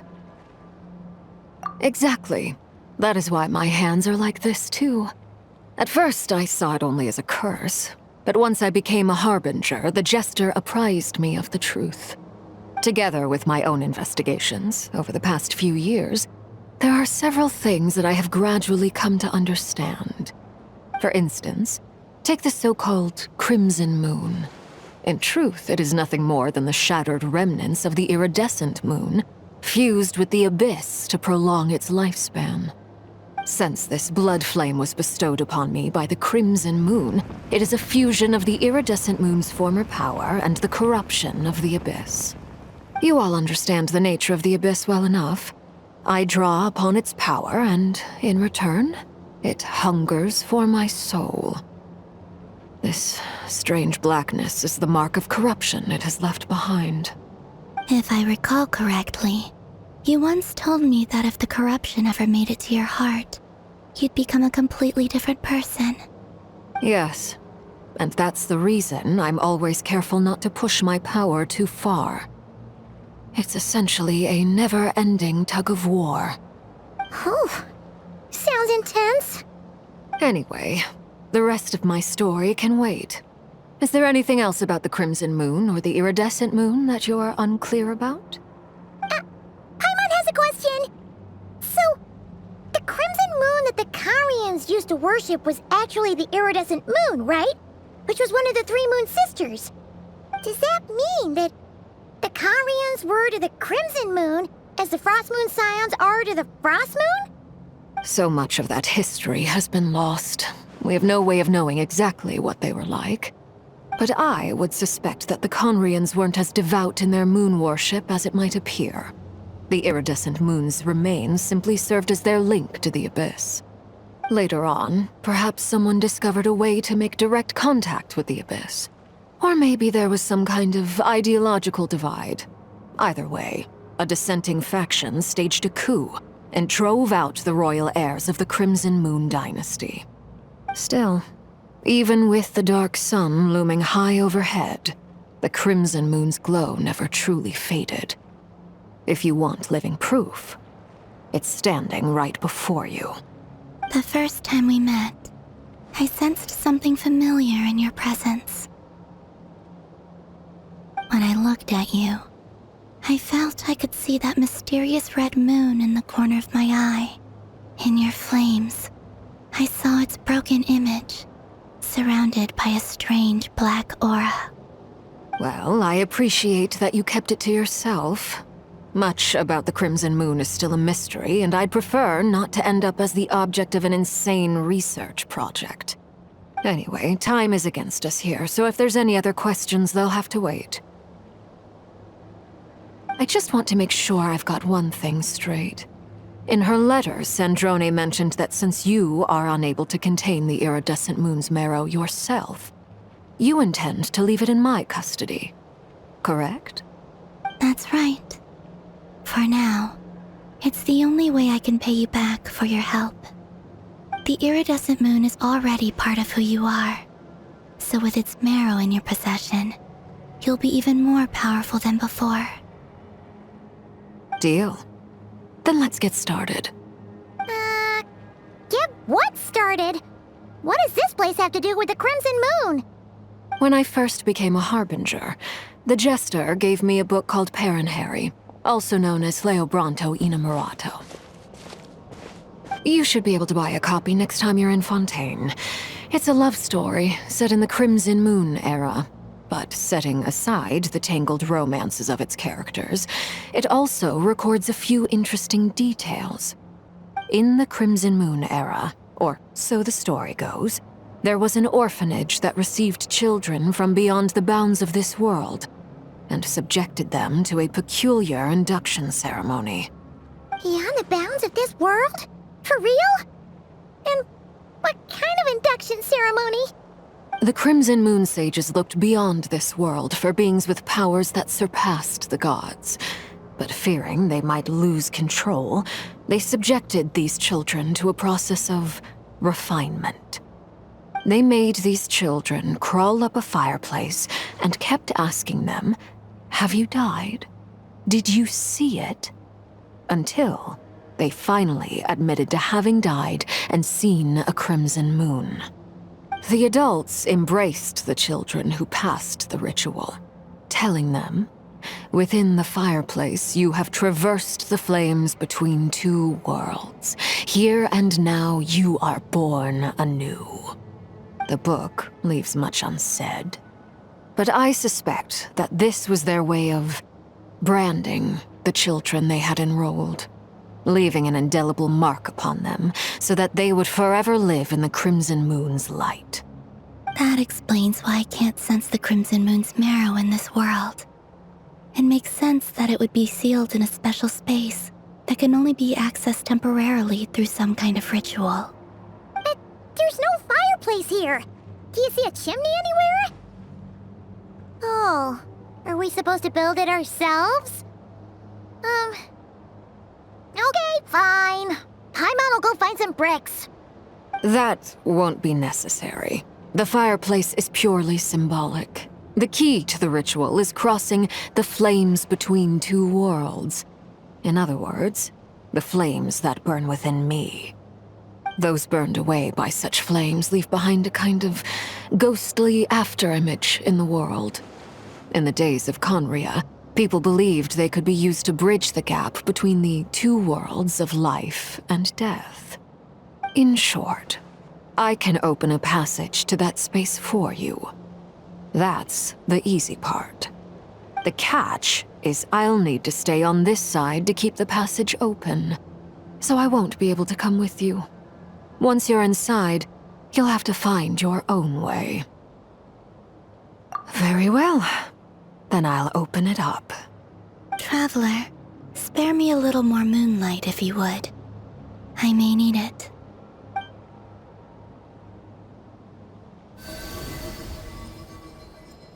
Thank you.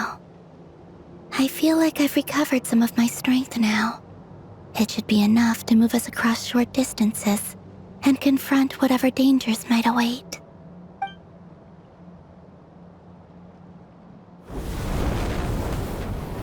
Mistress of the seven hues of ages past, great mother of the present, crimson-clad sovereign of the two realms, by fire severed, by fire renewed, I offer myself now and beseech your descent.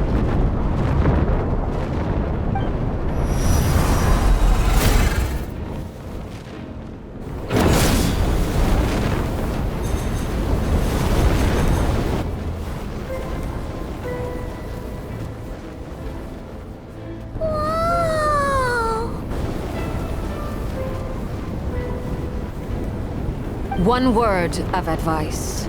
As you're crossing over, no matter what voices you hear, do not answer. Got it! I sense a sinister gloom inside, but also the familiar light of the moon. I feel that I am about to meet an old friend who has changed beyond all recognition. All right, let's go.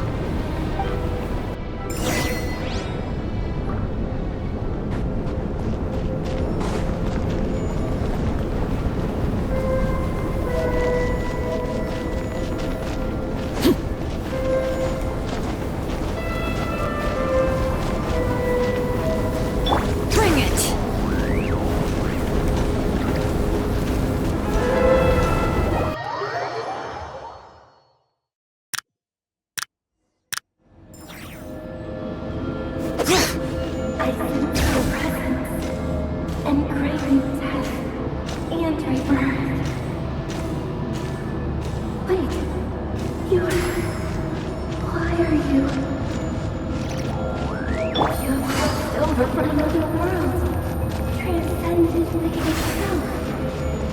I have no right to.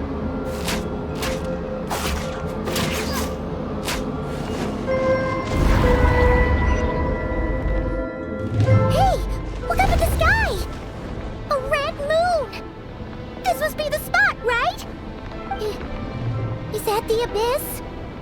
It's practically filled the entire place. What now? What a tragic sight. Fragments of your broken body, seized by the abyss and hung up aloft like mummified remains. Iridescent moon, was this truly what you wished for? Careful. There's something spooky about this place. Feels like something is lurking in the fog. Haimon's right behind you. Whatever you do, don't run off without her.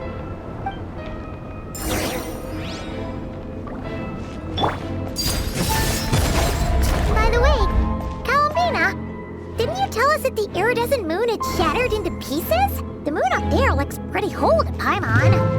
How is that possible?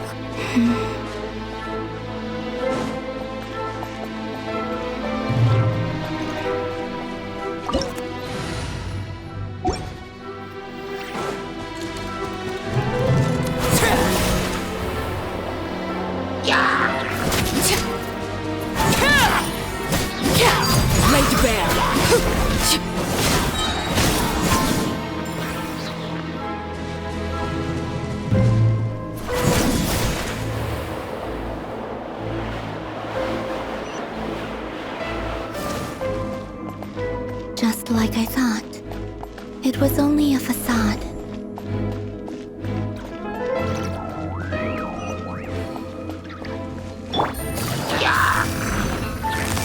Gotcha! Game's up. Fun's over. Don't get too close. Here's backup! Bring it! Many brave names echo!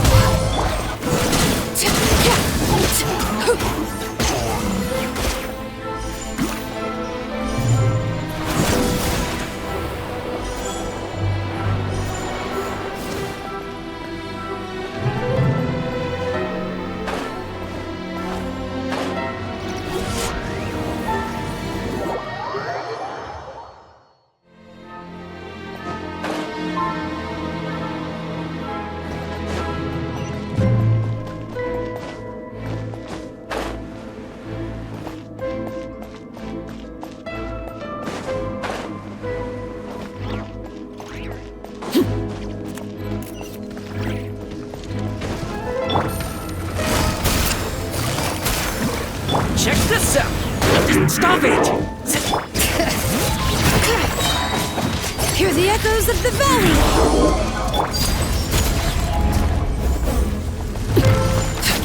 Things are about to get dicey. Quietly now. Supporting fire!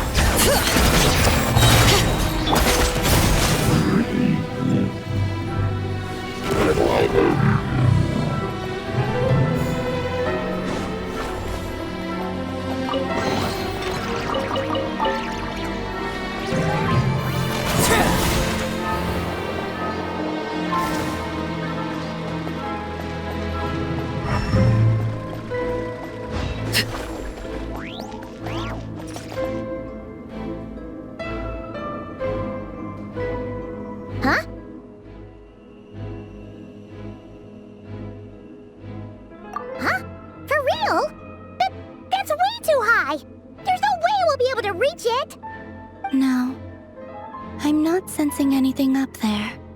It's coming from under the mountain. Let's see. Ah! There's some kind of weird shadow over the water. Wait, see that? Looks like a mechanism of some sort.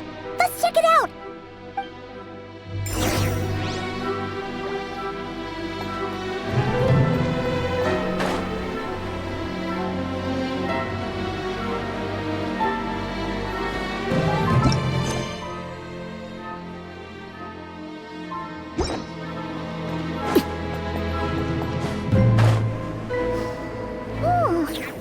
Looks like a device from the time of Kalia.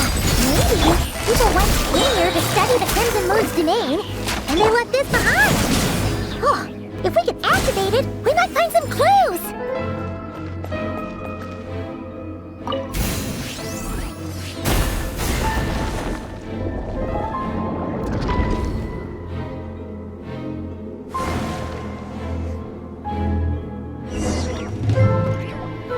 Hey, look at that! Now that the mechanism's running, the shadow in the water looks different. Do you think these mechanisms might be the key to unlocking the secret? Let's try to find more of them! Thalindis, we'll leave the rest of the research in your hands. We'll be heading back now. I hope this isn't ruining date night. Ugh. Mind your own business. Just leave me some snacks on the table. Thalindis? Is that Rerir's girlfriend? How come we're hearing her voice here? Oh yeah! So, do you think she was studying this strange space all along? The Abyss has made this space extremely unstable. Maybe that's why some of the things she said and did were preserved here. Like echoes. Or after images. Whenever I see this view, it takes me back to a poem from my childhood. Waning moon, oh lifeless damsel, weeping on the mountain crest. Mourning still in wistful tone, her fragile soul now laid to rest. For me, of all people, to be here investigating the mysteries of the Crimson Moon space, is it a coincidence or something more?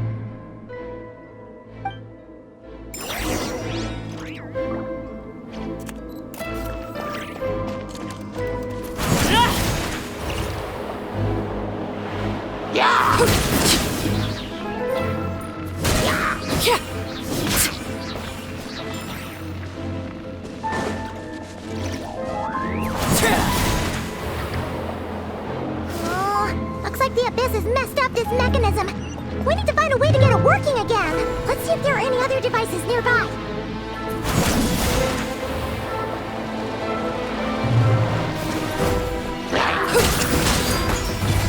Quietly now. Game's up. Fun's over. Don't get too close. Here's backup. Let the mountain's veins boil!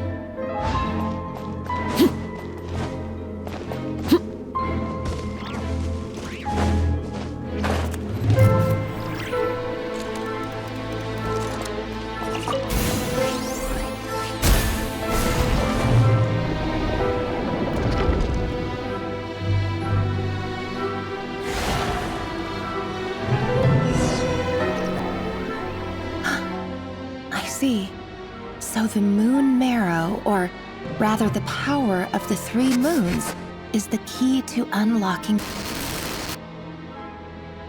If it really does exist, then maybe this madness can finally be put to an end.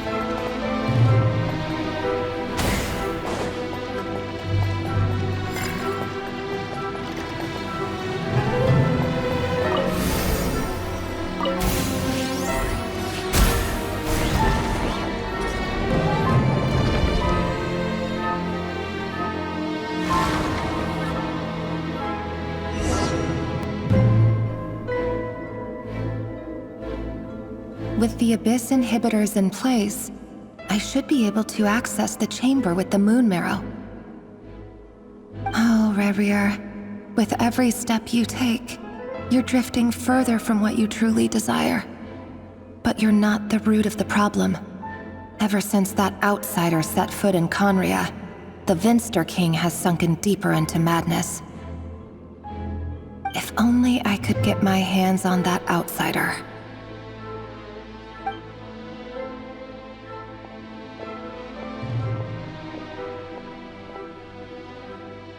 Hey look! The moon's reflection is back to normal! Olympus's voice mentioned a chamber with the moon marrow. Do you think maybe it's hidden in the moon's reflection? It must be. For within it, I sense the fragile aura of a dying soul.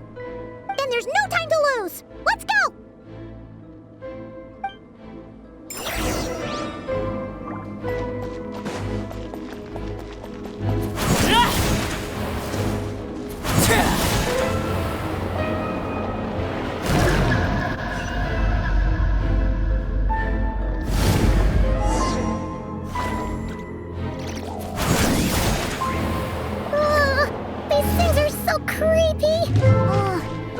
Looks like we'll have to destroy them if we want to get to the iridescent moon's marrow.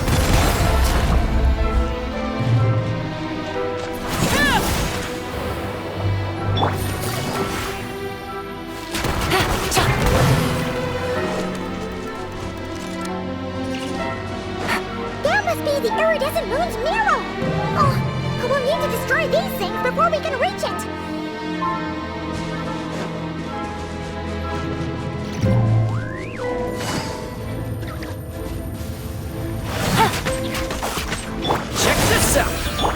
Transfixed! Here comes the catch! I got you covered! Bring it! Hear the echoes of the valley!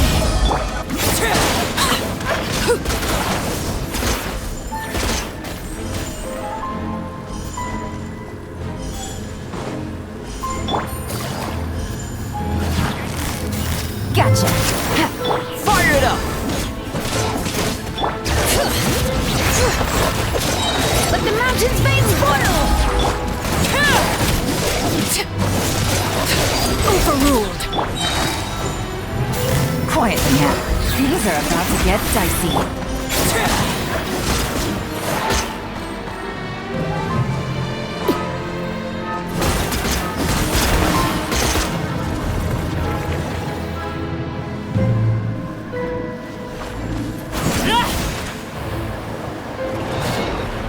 This is where you fall. Transfixed!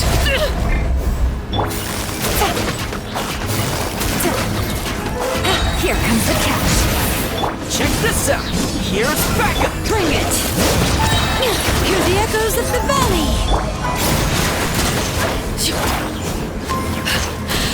My turn!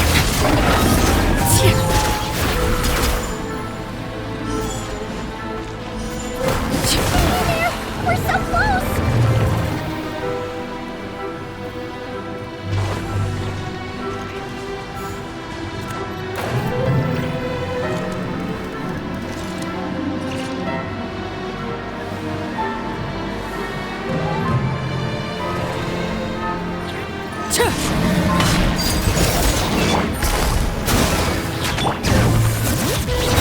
Let engraved names echo! Don't get too close! I got you covered! Game's up. Fun is over. Busted.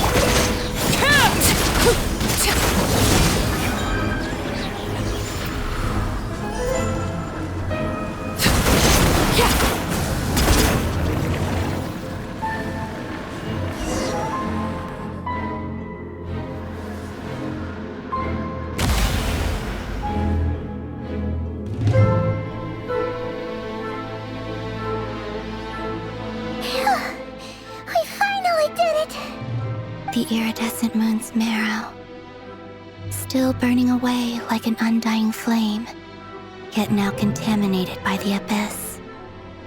It has taken on a new form entirely.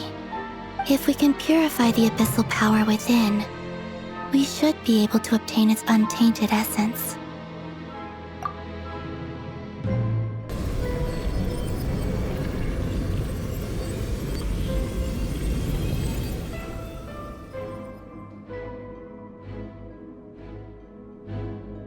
so cold.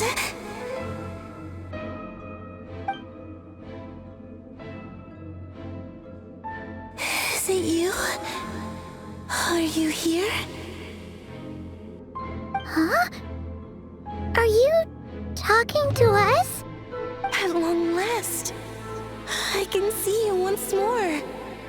Our fates have crossed, and I am finally free. I'm sorry, I lied to you. Even knowing what was to come, I still couldn't let go of the fear in my heart as death drew near. The moment the moon shattered, my body began to split apart piece by piece. Like I was being cut into pieces by 1,000 blunt blades. My thoughts scattered as the cold crept in, but I could not bear to fade away like that. Tell me, what was it that brought you to us all that time ago? If only I had possessed your courage, then I might have been spared this torment more painful than death. You look so puzzled. That's how I felt too when I first saw you. But trust me when I say that everything happens for a reason. Farewell, Hypo.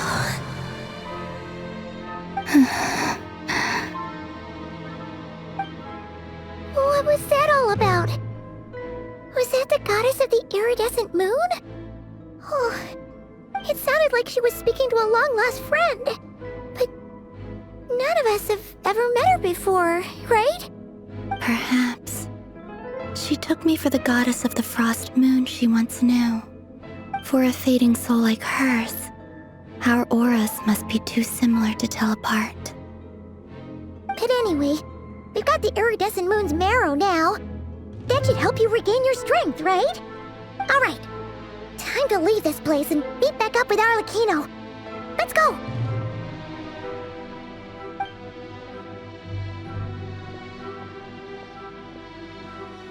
That's odd. This place looks different than when we came in.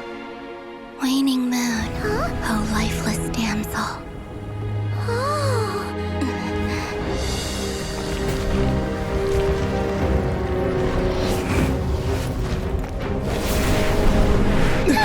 Hurry! The place is collapsing! It wants to trap us here. Who's it? The Abyss? Now we've taken the moon marrow. All that's left here is a dark will. It will show us no mercy.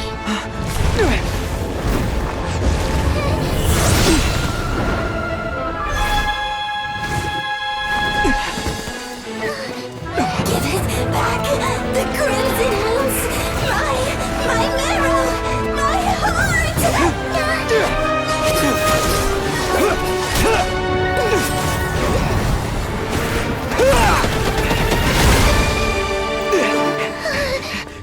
Finally! Huh? Oh no! The exit's blocked! They're back! Now what do we do? This is where you fall. Witness my rise. Hey, What are you waiting for?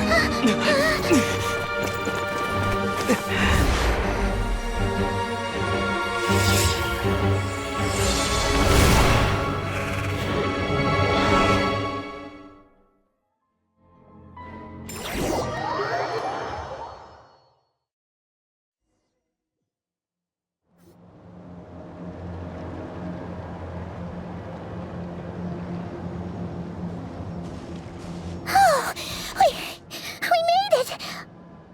Was that you, Arlecchino? Did you save us? Wait, your hands! They're... Oh, this? Don't worry. It's a small price to pay. The Abyss wanted to trap you inside, and I defied its will by bringing you out. No wonder it's a little angry. No. I have paid the price, albeit a small one, and it cannot be undone. My hands have already fused with the Abyss. Purification would simply destroy whatever's left of them. But surely... Oh, we're so sorry, Arlecchino. Paimon can't believe you'd make a sacrifice like this for us. As much as I'd like to call it a favor, the truth is I was simply holding up my end of the deal. Well, Columbina. Yes, you did your part. And as promised, I will leave the iridescent moon's marrow in your care. From this day forth, may the two worlds' flames burn ever more brightly.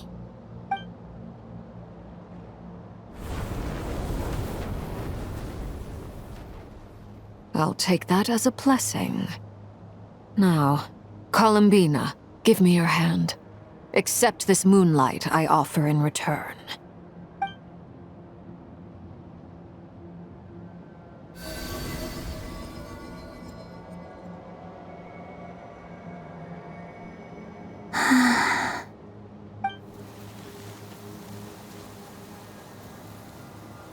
Feeling stronger?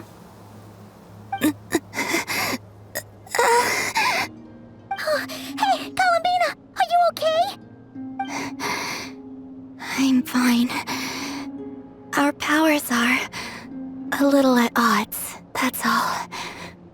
By the Frost Moon's authority alone, wielding the power of the other moons was always going to be a stretch. Still, I think it's fair to say that your strength has returned, at least to the level it was at as Third Harbinger. It's still not enough. There's no way I can hope to challenge Rayrir like this. Just one more ray of moonlight, if you would. It's okay. I can take it.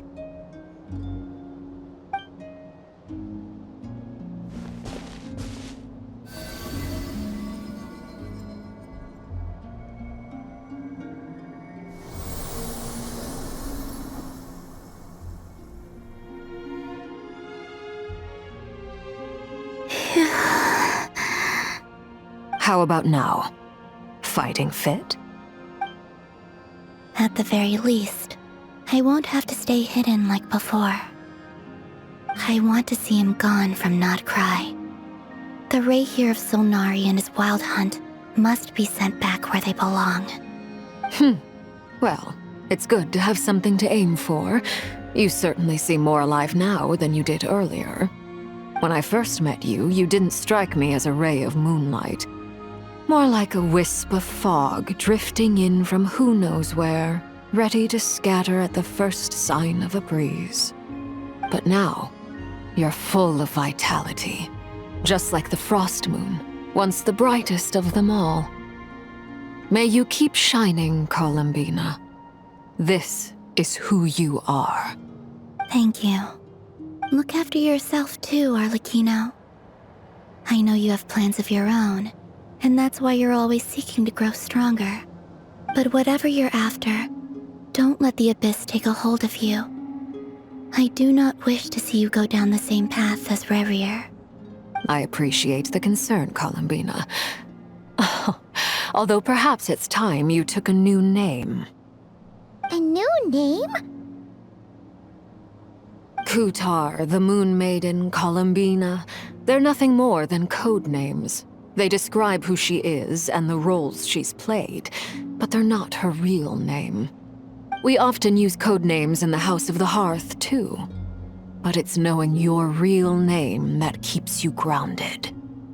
Up till now, you've been living a wandering life, so you've probably never really cared. All I'll say is this. Once you've defeated Rayrir, give it some thought. All right. That's it from me. I'll get you back safely first, then go meet up with Sandrone. You're the best!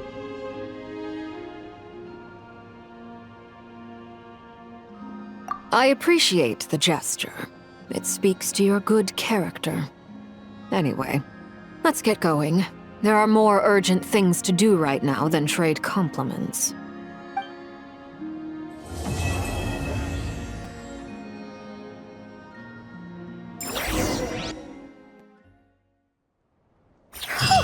It was a close call, but we got the iridescent moon's marrow and restored Columbine's strength, and that's all that matters. In other words, mission accomplished.